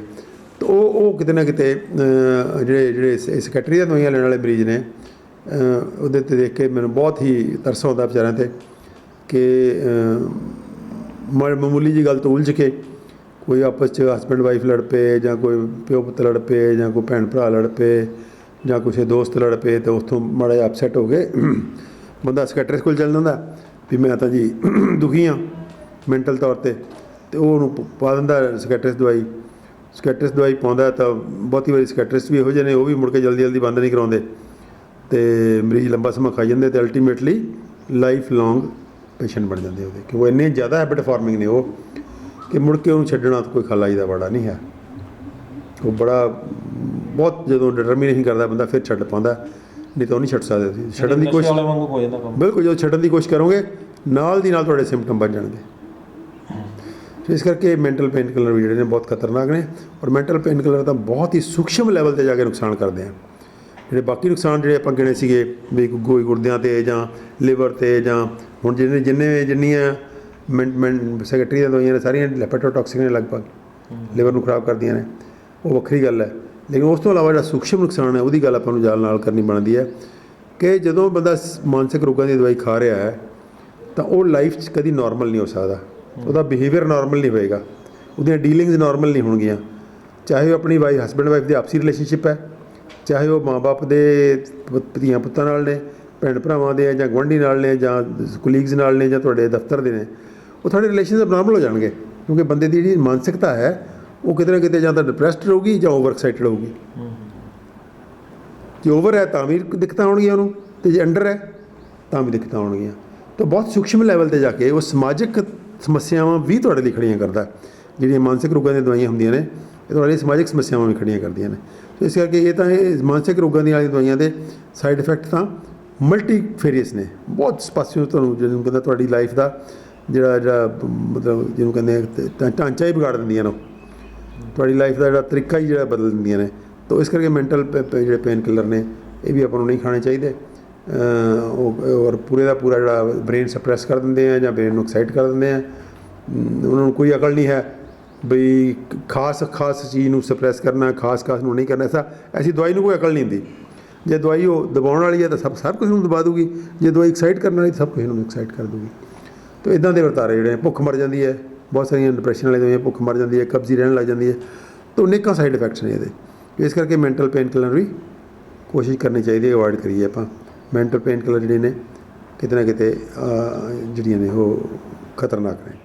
ਤੀਜੇ ਆਪਾਂ ਐਂਟੀਬਾਇਓਟਿਕਸ ਦੀ ਗੱਲ ਕਰ ਰਹੇ ਸੀਗੇ। ਜਿਹੜੇ ਐਂਟੀਬਾਇਓਟਿਕਸ ਨੇ ਇਹ ਬਹੁਤ ਹੀ ਖਤਰਨਾਕ ਵਰਤਾਰਾ ਹੈ, ਕਿਉਂਕਿ ਐਂਟੀਬਾਇਓਟਿਕਸ ਦਾ ਮਤਲਬ ਕੀ ਹੈ ਕਿ ਤੁਸੀਂ ਬੈਕਟੀਰੀਆ ਨੂੰ ਮਾਰਨ ਲਈ ਇਹੋ ਜਿਹੀਆਂ ਦਵਾਈਆਂ ਵਰਤਦੇ ਹੋ ਜਿਹੜੀ ਤੁਹਾਡੀ ਸਰੀਰ 'ਚ ਜਾ ਕੇ ਬੈਕਟੀਰੀਆ ਨੂੰ ਮਾਰਨਗੀਆਂ। ਲੇਕਿਨ ਸਾਡੇ ਸਰੀਰ ਦੇ ਅੰਦਰ ਇੰਨੇ ਜ਼ਿਆਦਾ ਬੈਕਟੀਰੀਆ ਨੇ ਕਿ ਸਾਡੇ ਨੰਬਰ ਆਫ ਸੈੱਲ ਤੋਂ 10 ਗੁਣਾ ਜ਼ਿਆਦਾ ਨੇ। 1.5 ਕਿਲੋ ਵਜਨ ਹੁੰਦਾ। 1.5 ਕਿਲੋ ਵਜਨ ਹੁੰਦਾ, ਲੇਕਿਨ ਸਾਡੇ ਵਜਨ ਤੋਂ ਸਾਡੇ ਨੰਬਰ ਆਫ ਸੈੱਲਸ ਤੋਂ 10 ਗੁਣਾ ਜ਼ਿਆਦਾ ਨੇ। ਜੇ ਸਾਡੇ ਸਰੀਰ 'ਚ ਲਗਭਗ ਔਸਤਨ 1 ਕਰੋੜ ਸੈੱਲ ਨੇ ਸਾਡੇ ਆਪਣੇ, ਤਾਂ 10 ਕਰੋੜ ਬੈਕਟੀਰੀਆ ਨੇ। ਔਰ ਇਕੱਲੇ 10 ਕਰੋੜ ਬੈਕਟੀਰੀਆ ਨਹੀਂ ਹੈ, 10 ਗੁਣਾ ਕੰਮ ਵੀ ਕਰਦੇ ਸਾਡੇ ਨਾਲ ਉਹ ਜੀ। ਵਜਨ ਚਾਹੇ ਉਹਦਾ 1.5 ਕਿਲੋ ਹੈ, ਸਾਡੇ 60 ਕਿਲੋ ਦੇ ਬੰਦੇ 'ਚ ਵਜਨ ਭਾਵੇਂ ਉਹਦਾ 1.5 ਕਿਲੋ ਹੈ, ਲੇਕਿਨ ਕੰਮ ਜਿਹੜੇ ਹੁੰਦੇ ਉਹ 10 ਗੁਣਾ ਜ਼ਿਆਦਾ ਨੇ ਸਾਡੇ ਨਾਲੋਂ। ਕਿ ਇਕੱਲੇ 10 ਗੁਣਾ ਨੰਬਰ ਨਹੀਂ ਉਹਦਾ, 10 ਗੁਣਾ ਕੰਮ ਵੀ ਕਰਦੇ ਆ। ਸਾਡਾ ਸਾਰਾ ਭਾਰ ਉਹਨੇ ਸੰਭਾਲ ਰੱਖਿਆ ਹੁੰਦਾ। ਖਾਣੇ ਦੇ ਅੰਦਰ ਜੇ ਕੋਈ ਚੀਜ਼ ਮਾੜੀ ਹੈ ਤਾਂ ਉਹਨੂੰ ਖਤਮ ਕਰ ਦਿੰਦਾ ਹੈ। ਜੇ ਖਾਣੇ ਦੇ ਅੰਦਰ ਕੋਈ ਘਾਟ ਫਾਟ ਹੈ ਤਾਂ ਉਹਨੂੰ ਪੂਰੀ ਕਰ ਲੈਂਦਾ ਹੈ। ਸਾਡੀ ਇਮਿਊਨਿਟੀ ਨੂੰ ਉਹ ਕਰਦਾ ਪੂਰੇ ਦਾ ਪੂਰਾ ਜਿਹੜਾ ਹੈ ਉਹ ਕਰ ਜਿਹੜੀ ਸਾਡੀ ਇਮਿਊਨਿਟੀ ਹੈ ਉਹ ਪ੍ਰੂਵ ਹੋ ਚੁੱਕਿਆ ਕਿ ਸਾਡੀ 80% ਇਮਿਊਨਿਟੀ ਸਾਡੀ ਗੱਟ ਇੱਥੋਂ ਆਉਂਦੀ ਹੈ, ਪੇਟ 'ਚੋਂ, ਜਿੱਥੇ ਕਿ ਬੈਕਟੀਰੀਆ ਸਭ ਤੋਂ ਜ਼ਿਆਦਾ ਨੇ ਗੱਟ ਤੋਂ। ਫਿਰ ਸਾਡੇ ਬ੍ਰੇਨ ਦੀ ਫੰਕਸ਼ਨਿੰਗ, ਹੁਣ ਬ੍ਰੇਨ ਤਾਂ ਇੱਥੇ ਹੈ, ਲੇਕਿਨ ਉਹਦੇ ਜਿਹੜੇ ਕੈਮੀਕਲ ਉਹ ਨੇ ਬ੍ਰੇਨ ਨੂੰ ਮੂਵ ਕਰਨ ਵਾਲੇ ਜਿਹੜੇ ਰਸਾਇਣ ਨੇ, ਕੈਮੀਕਲ ਨੇ, ਉਹ ਗੱਟ 'ਚੋਂ ਬਣਦੇ ਆ, ਬੈਕਟੀਰੀਆ ਬਣਾਉਂਦੇ ਆ। ਤੁਸੀਂ ਕਮਾਲ ਦੇਖੋ, 80% ਸਾਡਾ ਬ੍ਰੇਨ ਵੀ ਇੱਥੇ ਹੈ, ਬ੍ਰੇਨ ਇੱਥੇ ਹੈ, ਅਤੇ 80% ਸਾਡੀ ਦੀ ਫੰਕਸ਼ਨਿੰਗ ਇੱਥੇ ਹੈ। ਸਾਡੀ ਇਮਿਊਨਿਟੀ ਪੂਰੀ ਬਾਡੀ ਦੀ ਹੈ, ਲੇਕਿਨ 80% ਇਮਿਊਨਿਟੀ ਸਾਡੀ ਅੰਤੜੀਆਂ 'ਚ ਹੈ, ਉੱਥੋਂ ਆਉਂਦੀ ਬਣ ਕੇ। ਤਾਂ ਇੰਨੇ ਇੰਪੋਰਟੈਂਟ ਨੇ ਸਾਡੇ ਲਈ ਉਹ। ਅਤੇ ਅਸੀਂ ਐਂਟੀਬਾਇਓਟਿਕ ਖਾ ਕੇ ਕੀ ਕਰਦੇ ਹਾਂ? ਐਂਟੀਬਾਇਓਟਿਕ ਖਾਓਗੇ ਤੁਸੀਂ, ਮੰਨ ਲਓ ਤੁਸੀਂ ਗਲੇ ਲਈ ਖਾ ਲਿਆ, ਬਹੁਤ ਵਾਰੀ ਤਾਂ ਐਂਟੀਬਾਇਓਟਿਕ ਬੜੇ ਹੀ ਵਾਹੀਆਤ ਢੰਗ ਨਾਲ ਦਿੱਤੇ ਹੁੰਦੇ ਆ। ਮੰਨ ਲਓ ਵਾਇਰਲ ਫੀਵਰ ਹੈ, ਐਂਟੀਬਾਇਓਟਿਕ ਦੇਣ ਦਾ ਕਿਆ ਤੁੱਕ ਹੈ? ਕਿਉਂਕਿ ਵਾਇਰਸ 'ਤੇ ਐਂਟੀਬਾਇਓਟਿਕ ਇਫੈਕਟਿਵ ਵੀ ਨਹੀਂ ਹੁੰਦੇ, ਸਿਰਫ ਬੈਕਟੀਰੀਆ 'ਤੇ ਹੁੰਦੇ ਉਹ। ਲੇਕਿਨ ਹਰ ਡਾਕਟਰ ਦਿੰਦਾ ਅਤੇ ਹਰ ਮਰੀਜ਼ ਖਾਂਦਾ। ਕੋਈ 10% ਮਰੀਜ਼ ਹੋਣਗੇ ਜਿਹੜੇ ਕਿ ਸਿਆਣੇ ਹੋਣਗੇ, ਜਾਂ 10% ਡਾਕਟਰ ਹੋਣਗੇ ਜਿਹੜੇ ਬਹੁਤ ਸੋਲ ਹੋਣਗੇ, ਉਹ ਕਹਿਣਗੇ ਵੀ ਮਰੀਜ਼ ਨੂੰ ਫਸਟ ਕਹਿਣਗੇ ਵੀ ਐਂਟੀਬਾਇਓਟਿਕ ਨਹੀਂ ਖਾਣਾ। ਲੇਕਿਨ ਮੋਸਟਲੀ 80% 90% ਡਾਕਟਰ ਜਿਹੜੇ ਦਿੰਦੇ ਨੇ, 80% 90% ਮਰੀਜ਼ ਖਾਂਦੇ ਆ। ਤਾਂ ਉਹਦਾ ਕਰਦੇ ਕੀ ਅਸੀਂ? ਉਹ ਦੁਸ਼ਮਣ ਨੇ ਪਤਾ ਨਹੀਂ ਕੋਈ ਮਰਨਾ ਕਿ ਨਹੀਂ ਮਰਨਾ, ਦੋਸਤ ਪਹਿਲਾਂ ਮਰ ਜਾਂਦੇ ਆ।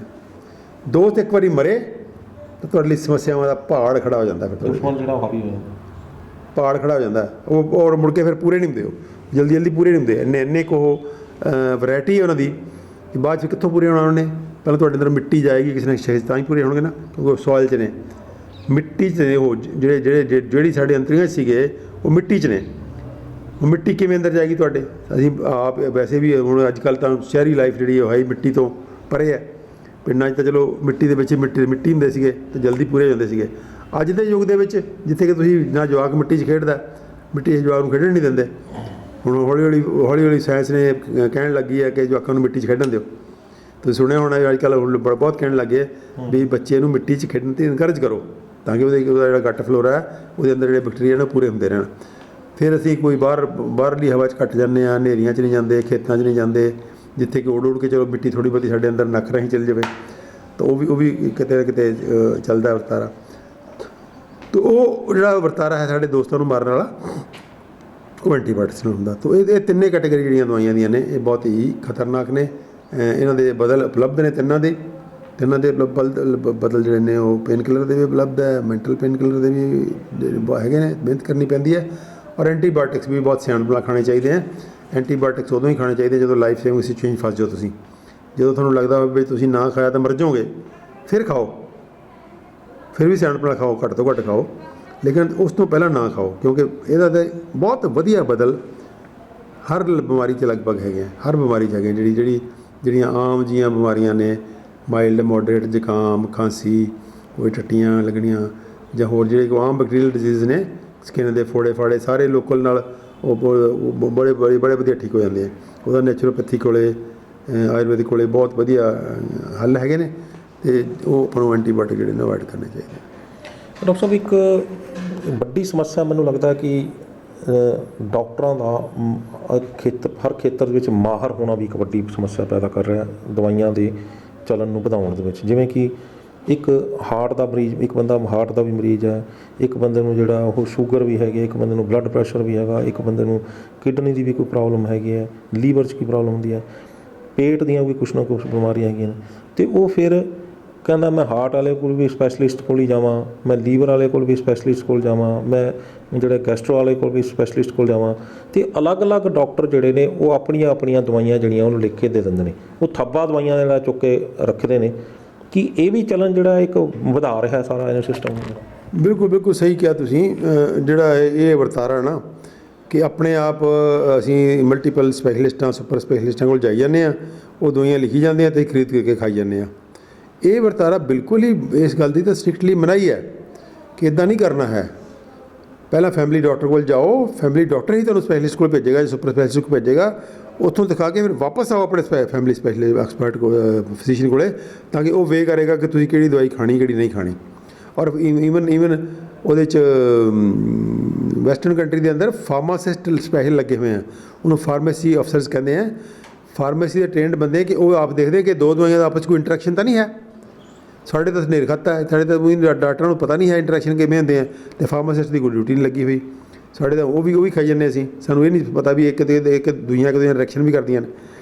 ਤਾਂ ਉਹਦੇ ਵੈਸਟਰਨ ਕੰਟਰੀ ਦੇ ਅੰਦਰ ਹਰ ਪਰਚੀ ਜਿਹੜੀ ਹੈ ਉਹ ਫਾਰਮਾਸਿਸਟ ਕੋਲ ਜਾਂਦੀ ਹੈ। ਜਿਹੜੇ ਦਵਾਈਆਂ ਦੇਣ ਵਾਲੇ ਬੰਦੇ ਹੈ ਉਹ ਫਾਰਮੇਸੀ ਦੇ ਵਿੱਚ ਕੁਆਲੀਫਾਈਡ ਬੰਦੇ ਬੈਠੇ ਹੋਣੇ ਪੈਂਦੇ ਆ। ਉਹ ਕੁਆਲੀਫਾਈਡ ਬੰਦਾ ਦੇਖਦਾ ਵੀ ਡਾਕਟਰ ਨੇ ਪਰਚੀ ਲਿਖੀ ਹੈ ਲੇਕਿਨ ਦੋ ਦਵਾਈਆਂ ਦਾ ਆਪਸ ਦਾ ਇੰਟਰੈਕਸ਼ਨ ਹੈ, ਉਹ ਵਾਪਸ ਭੇਜ ਦਿੰਦੇ ਆ ਉੱਥੋਂ। ਉਹ ਕਹਿੰਦੇ ਨਹੀਂ ਡਾਕਟਰ ਸਾਹਿਬ ਤੋਂ ਬਦਲਵਾ ਕੇ ਲਿਆਓ ਵੀ ਇਹ ਦਵਾਈ ਜਿਹੜੀ ਹੈ ਇਹ ਆਪਸ 'ਚ ਇਹਨਾਂ ਦਾ ਰਿਐਕਸ਼ਨ ਹੁੰਦਾ। ਤਾਂ ਇਹ ਕਿਤੇ ਨਾ ਕਿਤੇ ਜਿਹੜਾ ਇਹ ਵਰਤਾਰਾ ਤੁਸੀਂ ਪੁਆਇੰਟ ਆਊਟ ਕਰ ਰਹੇ ਹੋ ਬੜਾ ਖਤਰਨਾਕ ਵਰਤਾਰਾ ਹੈ।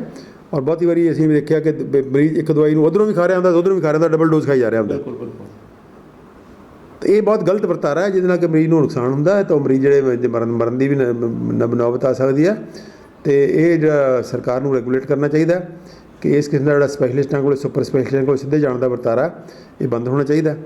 ਅਤੇ ਫੈਮਿਲੀ ਫਿਜ਼ੀਸ਼ੀਅਨ ਵਾਲਾ ਸਿਸਟਮ ਲਾਗੂ ਹੋਣਾ ਚਾਹੀਦਾ ਕਿ ਫੈਮਿਲੀ ਫਿਜ਼ੀਸ਼ੀਅਨ ਹੋਵੇ, ਹਰ ਫੈਮਿਲੀ ਫਿਜ਼ੀਸ਼ੀਅਨ ਨੂੰ ਅਲਾਟਡ ਹੋਵੇ। ਅਤੇ ਉਹ ਫੈਮਿਲੀ ਫਿਜ਼ੀਸ਼ੀਅਨ ਕੋਲ ਜਾਓ ਪਹਿਲਾਂ, ਫਿਰ ਫੈਮਿਲੀ ਫਿਜ਼ੀਸ਼ੀਅਨ ਤੁਹਾਨੂੰ ਭੇਜੇਗਾ ਸਪੈਸ਼ਲਿਸਟ ਕੋਲ, ਔਰ ਸਪੈਸ਼ਲਿਸਟ ਨੂੰ ਦਿਖਾ ਕੇ ਫਿਰ ਵਾਪਸ ਆਓ ਫੈਮਿਲੀ ਫਿਜ਼ੀਸ਼ੀਅਨ ਕੋਲ, ਤਾਂ ਦਵਾਈ ਖਾਓ। ਬਹੁਤ ਸਾਰੇ ਜਿਹੜੇ ਐਕਸੀਡੈਂਟਸ ਹੋ ਰਹੇ ਆ ਦਵਾਈਆਂ ਦੇ ਨਾਲ, ਉਹ ਇਸੇ ਕਰਕੇ ਹੋ ਰਹੇ ਆ ਕਿ ਅਸੀਂ ਸਿੱਧਾ ਸਪੈਸ਼ਲਿਸਟ, ਸੁਪਰ ਸਪੈਸ਼ਲਿਸਟ ਕੋਲ ਜਾਂਦੇ ਹਾਂ ਅਤੇ ਮੁੜ ਕੇ ਲਾ ਕੇ ਉਹਦੀ ਦਵਾਈ ਖਾਣੀ ਸ਼ੁਰੂ ਕਰ ਦਿੰਦੇ ਹਾਂ। ਡਾਕਟਰ ਸਾਹਿਬ, ਜਿਹੜਾ ਤੁਸੀਂ ਇੱਕ ਗੱਲ ਕੀਤੀ ਹੈ ਵੀ 3 ਤਰ੍ਹਾਂ ਦੇ ਜਿਹੜੇ ਦਵਾਈਆਂ ਲੋਕ ਖਾ ਰਹੇ ਨੇ, ਇੱਕ ਐਂਟੀਬਾਇਓਟਿਕ, ਇੱਕ ਮਾਨਸਿਕ ਰੋਗ ਦੀ, ਅਤੇ ਇੱਕ ਜਿਹੜੇ ਪੇਨ ਕਿਲਰ। ਤੁਸੀਂ ਕਿਹਾ ਵੀ ਇਹਦੇ ਤੋਂ ਬਚਣ ਦੇ ਵੀ ਬਹੁਤ ਸਾਰੇ ਕਾਰਨ ਹੈਗੇ ਨੇ। ਸ਼ਾਰਟਕੱਟ 'ਚ ਤੁਸੀਂ ਦੱਸੋਗੇ ਵੀ ਇਹ ਦਰਦ ਐਂਟੀਬਾਇਓਟਿਕ ਜਾਂ ਫਿਰ ਮਾਨਸਿਕ ਰੋਗ ਨੂੰ ਆਪਾਂ ਬਿਨਾਂ ਦਵਾਈ ਖਾਦੇ ਨੂੰ ਕਿਵੇਂ ਠੀਕ ਕਰ ਸਕਦੇ ਹਾਂ?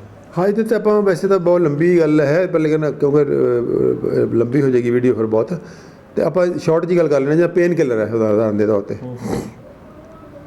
ਹੁਣ ਪੇਨ ਕਿਲਰ ਦੇ ਮੈਂ ਤੁਹਾਨੂੰ 2-3 ਉਦਾਹਰਨਾਂ ਦਿੰਦਾ ਵੀ ਮੰਨ ਲਓ ਤੁਹਾਡੀ ਪਿੱਠ ਦੁਖ ਰਹੀ ਹੈ। ਇੱਕ ਤਾਂ ਤਰੀਕਾ ਕਿ ਤੁਸੀਂ ਗੋਲੀ ਖਾ ਲਓ, ਦੂਜਾ ਤਰੀਕਾ ਕਿ ਤੁਸੀਂ ਪਿੱਠ ਦੇ ਉੱਪਰ ਪਹਿਲਾਂ ਤਾਂ ਪੇਨ ਕਿਲਰ ਵਾਲਾ ਦਰਦ ਵਾਲਾ ਤੇਲ ਮਲੋ, ਕੁਛ ਉਹਦੇ ਨਾਲ ਆਰਾਮ ਆ ਜਾਏਗਾ, ਫਿਰ ਸੇਕਾ ਦੇ ਲਓ, ਕੁਛ ਉਹਦੇ ਨਾਲ ਆ ਜਾਏਗਾ। ਤੀਜੀ ਗੱਲ ਕਰੋ ਕਿ ਵਰਜਿਸ਼ ਕਰ ਲਓ ਉਸ ਪਾਰਟ ਦੀ।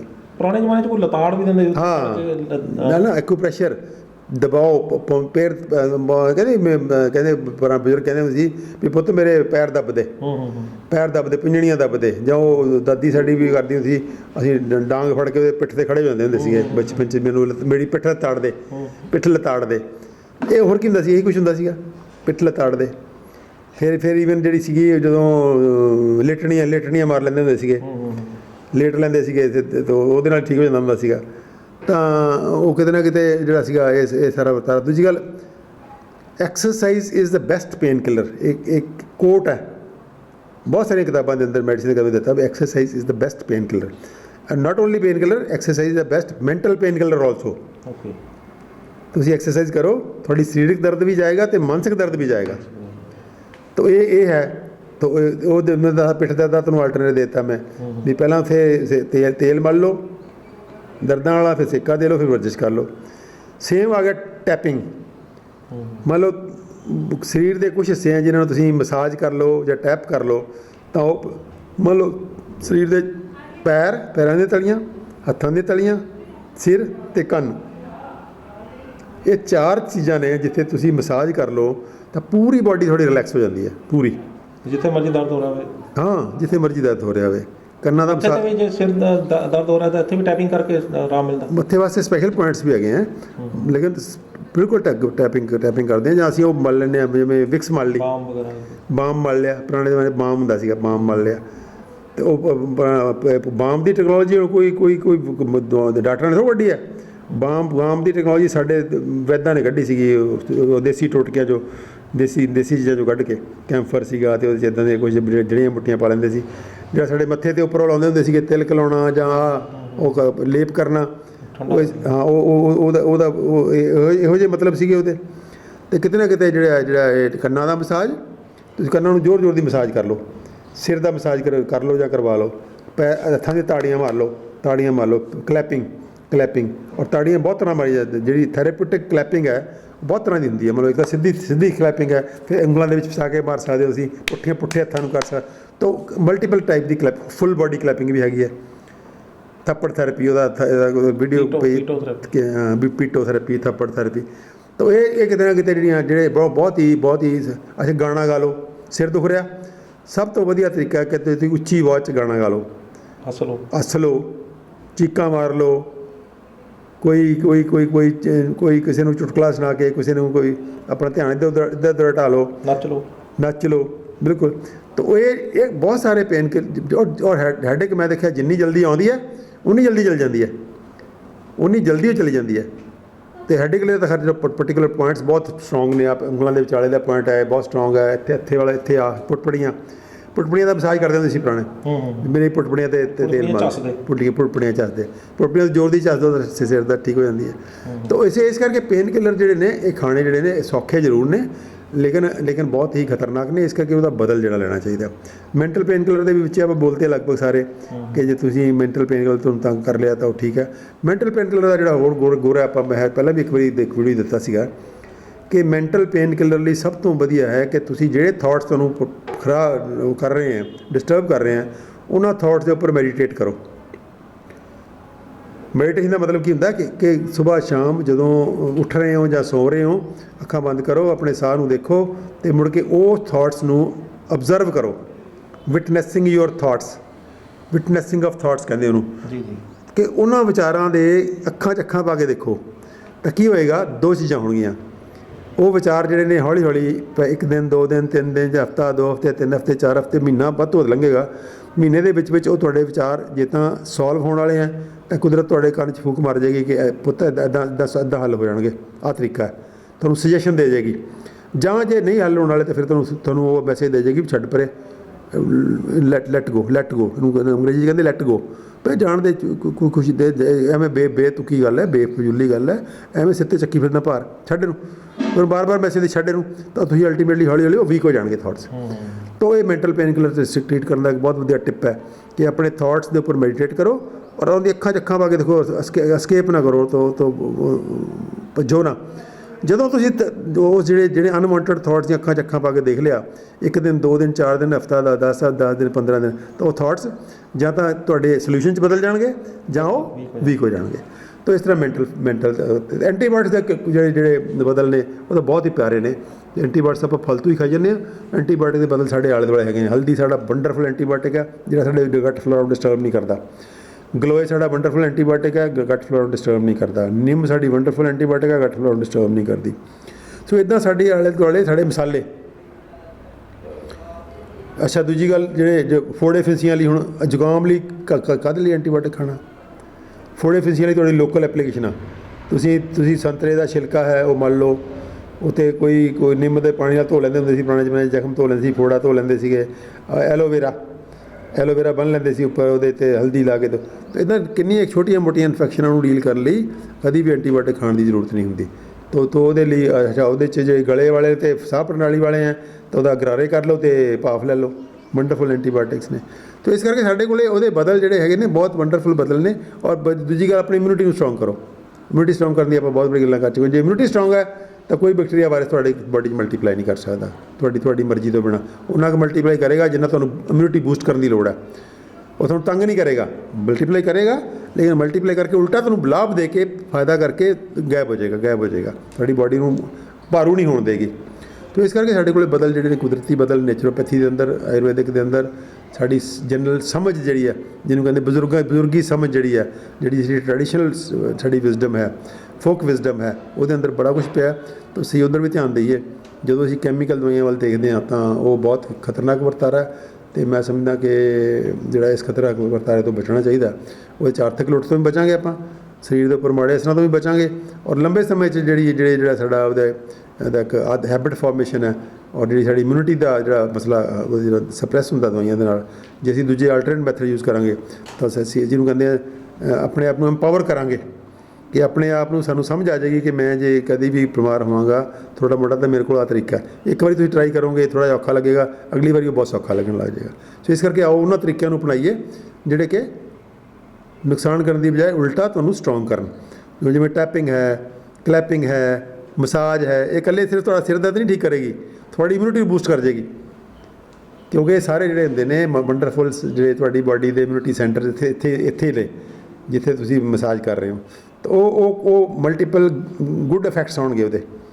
ਉਹ ਚੀਜ਼ ਫੌਰੀ ਸਿੰਪਟਮ ਦਾ ਠੀਕ ਹੋ ਹੀ ਜਾਏਗਾ, ਉਹਦੇ ਲੰਬੇ ਸਮੇਂ 'ਚ ਵੀ ਤੁਸੀਂ ਤੰਦਰੁਸਤ ਹੋ ਜਾਓਗੇ। ਡਾਕਟਰ ਸਾਹਿਬ, ਮੈਨੂੰ ਲੱਗਦਾ ਕਿ ਜਦੋਂ ਆਪਾਂ ਦਵਾਈਆਂ ਦੀ ਗੱਲ ਛੇੜੀ ਹੈ, ਤੇ ਜੇ ਆਪਾਂ ਇਹ ਗੱਲ ਨਹੀਂ ਕਰਦੇ ਤਾਂ ਸ਼ਾਇਦ ਆਪਣੀ ਗੱਲਬਾਤ ਅਧੂਰੀ ਰਹਿ ਜਾਣੀ ਹੈ। ਦਵਾਈਆਂ ਤਾਂ ਆਪਾਂ ਖਾ ਲੈਂਦੇ ਹਾਂ, ਸਰੀਰ ਦੇ ਅੰਦਰ ਲੰਘਾ ਲੈਂਦੇ ਹਾਂ, ਉਹਦੇ ਸਾਈਡ ਇਫੈਕਟ ਵੀ ਹੁੰਦੇ ਨੇ, ਉਹਦੇ ਨਾਲ ਜਿਹੜੇ ਫਾਇਦੇ ਘੱਟ ਨੁਕਸਾਨ ਵੱਧ ਹੁੰਦੇ ਨੇ। ਪਰ ਬਹੁਤ ਸਾਰੀਆਂ ਦਵਾਈਆਂ, ਬਹੁਤ ਸਾਰੀਆਂ ਟਿਊਬਾਂ ਜਿਹੜੀਆਂ ਨੇ ਅਜਿਹੀਆਂ ਆ ਰਹੀਆਂ ਨੇ ਜਿਹੜੀਆਂ ਸਰੀਰ ਦੇ ਉੱਤੇ ਅਪਲਾਈ ਕਰਨੀਆਂ ਹੁੰਦੀਆਂ ਨੇ, ਜਿਵੇਂ ਕਿ ਮੂਵ ਹੋ ਗਈ, ਜਿਸ ਤਰ੍ਹਾਂ ਹੌਟ ਜੈਲਸ ਹੋ ਗਈਆਂ, ਜਿਸ ਤਰ੍ਹਾਂ ਕਿ ਆਪਣਾ ਨਿਊ ਪੈਚ ਆ ਗਏ ਅੱਜ ਕੱਲ੍ਹ, ਜਿਹੜੇ ਡਿਕਲੋਫਨੈਕ ਦੇ ਵੀ ਆ ਗਏ, ਹੋਰ ਵੀ ਆ ਗਏ, ਪੈਚ ਲਾ ਦਿਓ ਅਤੇ 24 ਘੰਟੇ ਤੱਕ ਦਰਦ ਨਹੀਂ ਹੋਏਗਾ। ਜਿਸ ਤਰ੍ਹਾਂ ਕਿ ਬਾਮ ਆ ਗਈ, ਇਸ ਤਰ੍ਹਾਂ ਇਹ ਚੀਜ਼ਾਂ ਵੀ ਜਿਹੜੀਆਂ ਨੇ ਬਾਡੀ ਦੇ ਉੱਤੇ ਅੰਦਰ ਕਿਤੇ ਨਾ ਕਿਤੇ ਬਾਡੀ ਦੇ ਅੰਦਰ ਜਾਂਦੀਆਂ ਤਾਂ ਹੋਣਗੀਆਂ, ਤਾਂ ਹੀ ਇਹਨੂੰ ਇਫੈਕਟ ਕਰਦੀ। ਕਿ ਇਹ ਵੀ ਨੁਕਸਾਨ ਕਰਦੀਆਂ ਨੇ ਇਹ ਚੀਜ਼ਾਂ ਜਿਹੜੀਆਂ? ਕਰਨਗੀਆਂ, ਲੇਕਿਨ ਰੈਲੇਟਿਵਲੀ ਘੱਟ ਕਰਨਗੀਆਂ। ਕੋਈ ਡੋਜ਼ ਘੱਟ ਜਾਂਦੀ ਹੈ ਨਾ, ਜੇ ਤੁਸੀਂ ਮੰਨ ਲਓ ਗੋਡੇ ਵਾਸਤੇ ਅਪਲਾਈ ਕਰ ਰਹੇ ਹੋ ਤਾਂ ਡੋਜ਼ ਬਹੁਤ ਥੋੜ੍ਹੀ ਅਪਲਾਈ ਕਰ ਰਹੇ ਹੋ, ਲੋਕਲ ਇਫੈਕਟ ਲੈਣ ਲਈ ਕਰ ਰਹੇ ਹੋ, ਉਹਨੇ ਹਿੱਸੇ 'ਤੇ ਹੀ ਹੋਊ। ਹਾਂ, ਉਹਨੇ ਹਿੱਸੇ 'ਤੇ ਉਹਦਾ ਇਫੈਕਟ ਹੋਏਗਾ। ਇਸ ਕਰਕੇ ਉਹਨਾਂ ਨੁਕਸਾਨ ਨਹੀਂ ਕਰਨਗੀਆਂ, ਜਿੰਨਾ ਟੀਕੇ ਜਾਂ ਗੋਲੀਆਂ ਕਰਨਗੀਆਂ ਉਹਨਾਂ ਨੁਕਸਾਨ ਨਹੀਂ ਕਰਨਗੀਆਂ ਇਹ।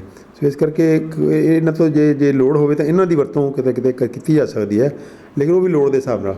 ਜੇ ਲੋੜ ਤੋਂ ਸ਼ੌਕੀਆ ਕਰਨੀਆਂ ਹੋਣ, ਜਾਂ ਫਿਰ ਹਰਬਲ ਪ੍ਰੈਪਰੇਸ਼ਨਾਂ ਬਹੁਤ ਸਾਰੀਆਂ ਹੈਗੀਆਂ ਨੇ, ਹਰ ਚੀਜ਼ ਦੀਆਂ, ਪੱਠਿਆਂ ਦੀਆਂ, ਜੋੜਾਂ ਦੀਆਂ ਹਰਬਲ ਪ੍ਰੈਪਰੇਸ਼ਨਸ ਹੈਗੀਆਂ ਨੇ ਜਿਹੜੀਆਂ ਕਿ ਹਾਰਮਲੈਸ ਨੇ। ਉਹ ਪਲਾਂਟ ਬੇਸਡ ਨੇ, ਬਹੁਤੀਆਂ ਪੌਦਿਆਂ ਦੇ ਆਧਾਰਿਤ ਨੇ। ਉਹ ਖਾਣ ਵਾਲੀਆਂ ਵੀ ਹੈਗੀਆਂ ਨੇ ਗੋਲੀਆਂ, ਖਾਣ ਵਾਲੀਆਂ ਗੋਲੀਆਂ ਵੀ ਹੈਗੀਆਂ ਨੇ, ਕੈਪਸੂਲ ਵੀ ਹੈਗੇ ਆ, ਕਰੀਮਾਂ ਵੀ ਹੈਗੀਆਂ ਨੇ, ਮਲਮਾਂ ਵੀ ਹੈਗੀਆਂ ਨੇ, ਅਤੇ ਇੱਦਾਂ ਦੇ ਜਿਹੜੇ ਨੇ ਉੱਪਰ ਬਣਦੀਆਂ ਹੁੰਦੀਆਂ ਸੀ ਪੁਰਾਣੇ ਜਿਵੇਂ ਚੇਪੀਆਂ ਬਣਦੀਆਂ ਹੁੰਦੀਆਂ ਸੀਗੀਆਂ, ਉਹ ਵੀ ਹੈਗੀਆਂ ਨੇ। ਸੋ ਜੇ ਲੋੜ ਪਵੇ ਤਾਂ ਲੋਕਲ ਵਾਲੀਆਂ ਪ੍ਰੈਪਰੇਸ਼ਨ ਜਿਹੜੀਆਂ ਨੇ ਉਹ ਪ੍ਰੈਫਰ ਕਰਨੀਆਂ ਚਾਹੀਦੀਆਂ। ਡਾਕਟਰ ਸਾਹਿਬ, ਤੁਸੀਂ ਤੇਲ ਦੀ ਗੱਲ ਕੀਤੀ ਹੈ ਵੀ ਤੇਲ ਲਗਾ ਕੇ ਜਿਹੜਾ ਉਹ ਦਰਦ ਨਿਵਾਰਕ ਤੇਲ ਦੀ ਗੱਲ ਕੀਤੀ ਹੈ। ਇਹ ਤੇਲ ਕਿੱਥੋਂ ਮਿਲਦੇ, ਕੀ ਨਾਮ ਹੈ ਇਹਨਾਂ ਦਾ, ਅਤੇ ਕੀ ਇਹ ਘਰ ਵੀ ਬਣਾਏ ਜਾ ਸਕਦੇ? ਨਹੀਂ, ਉਹ ਹਾਂ ਬਿਲਕੁਲ ਘਰ ਬਣਾਏ ਜਾ ਸਕਦੇ ਨੇ। ਕੁਝ ਦਵਾਈਆਂ ਉਹਦੇ 'ਚ ਪੈਂਦੀਆਂ ਨੇ, ਉਹ ਦਵਾਈਆਂ ਪਾ ਕੇ ਪੁਰਾਣੇ ਬਜ਼ੁਰਗ, ਸਾਡੇ ਬਜ਼ੁਰਗਾਂ ਦਾ ਨੌਲੇਜ ਹੈ ਬੇਸਿਕਲੀ, ਹੈ ਸਾਡਾ ਬਜ਼ੁਰਗੀ ਨੌਲੇਜ ਹੈ। ਸਾਡੇ ਬਜ਼ੁਰਗਾਂ ਨੂੰ ਬਣਾਉਣਾ ਆਉਂਦਾ ਸੀ ਤੇਲ 'ਚ। ਕਿਸੇ ਚੀਜ਼ ਨੂੰ ਤੁਸੀਂ ਤੇਲ 'ਚ ਗਰਮ ਕਰ ਲਓ, ਉਹਨੂੰ ਪਹਿਲਾਂ ਪਾਣੀ 'ਚ ਭਿਓ ਲੈਂਦੇ ਆ, ਜਾਂ ਉਹਦਾ ਰਸ ਪਾਣੀ 'ਚ ਕੱਢ ਲੈਂਦੇ ਆ, ਫਿਰ ਉਹਨੂੰ ਥੋੜ੍ਹਾ ਜਿਹਾ ਸਲੋ ਅੱਗ 'ਤੇ ਤੇਲ ਨੂੰ ਉਬਾਲਦੇ ਆ। ਜਦੋਂ ਪਾਣੀ ਉੱਡ ਜਾਂਦਾ, ਉਹ ਜਿਹੜੀ ਦਵਾਈ ਹੈ ਉਹ ਤੇਲ 'ਚ ਆ ਜਾਂਦੀ ਹੈ, ਤਾਂ ਉਹ ਤੇਲ ਬਣ ਗਿਆ। ਇਸ ਤਰ੍ਹਾਂ ਤੇਲ ਬਹੁਤ ਬਣਾਇਆ, ਮਾਰਕੀਟ 'ਚ ਬਹੁਤ ਤੇਲ ਅਵੇਲੇਬਲ ਨੇ, ਬਹੁਤ ਤੇਲ ਉਪਲਬਧ ਨੇ। ਤੁਹਾਨੂੰ ਮਾਰਕੀਟ, ਤੁਸੀਂ ਕਿਸੇ ਹਰਬਲ ਸ਼ਾਪ 'ਤੇ ਜਾਓਗੇ ਤਾਂ ਤੁਹਾਨੂੰ ਮਿਲ ਜਾਣਗੇ ਇੱਦਾਂ ਦੇ ਮਲਟੀਪਲ। ਦੇ ਮਾਨ ਨਾਰਾਇਣ ਤੇਲ ਹੈ, ਅੱਜ ਕੱਲ੍ਹ ਬੜੀਆਂ ਕਿੰਨੀਆਂ ਐਡਸ ਆ ਰਹੀਆਂ ਨੇ, ਮਸਲ ਹੱਡੀਆਂ ਜੋੜਾਂ ਲਈ, ਡਾਕਟਰ ਔਰਥੋ, ਉਹ ਹੈ ਇੱਕੋ ਕੁਛ ਹੀ ਹੈ, ਉਹੀ 5-4 ਦਵਾਈਆਂ ਨੇ, ਉਹੀ ਪੈਂਦੀਆਂ ਨੇ ਉਹ 'ਚ, ਅਤੇ ਤਕਰੀਬਨ ਮਤਲਬ ਬਹੁਤ ਲੰਬਾ ਚੌੜਾ ਕੰਮ ਨਹੀਂ ਹੈ। ਅਤੇ ਇਸ ਕਰਕੇ ਉਹ ਤੇਲ ਚਾਹੇ ਕਿਸੇ ਬਜ਼ੁਰਗ ਨੇ ਬਣਾਏ ਹੋਏ ਆ ਉਹ ਵੀ ਇਫੈਕਟਿਵ ਨੇ, ਅਤੇ ਚਾਹੇ ਕਿਸੇ ਕੰਪਨੀ ਨੇ ਬਣਾਏ ਹੋਏ ਇਫੈਕਟਿਵ ਨੇ। ਉਹਦਾ ਫਾਇਦਾ ਸਿਰਫ ਇਹ ਹੈ ਵੀ ਚਲੋ ਪੈਸੇ ਤਾਂ ਲੱਗ ਜਾਣਗੇ, ਲੇਕਿਨ ਉਹਦਾ ਕਮ ਸੇ ਕਮ ਬਾਡੀ ਦੇ ਸਾਈਡ ਇਫੈਕਟ ਨਹੀਂ ਆਉਂਦਾ।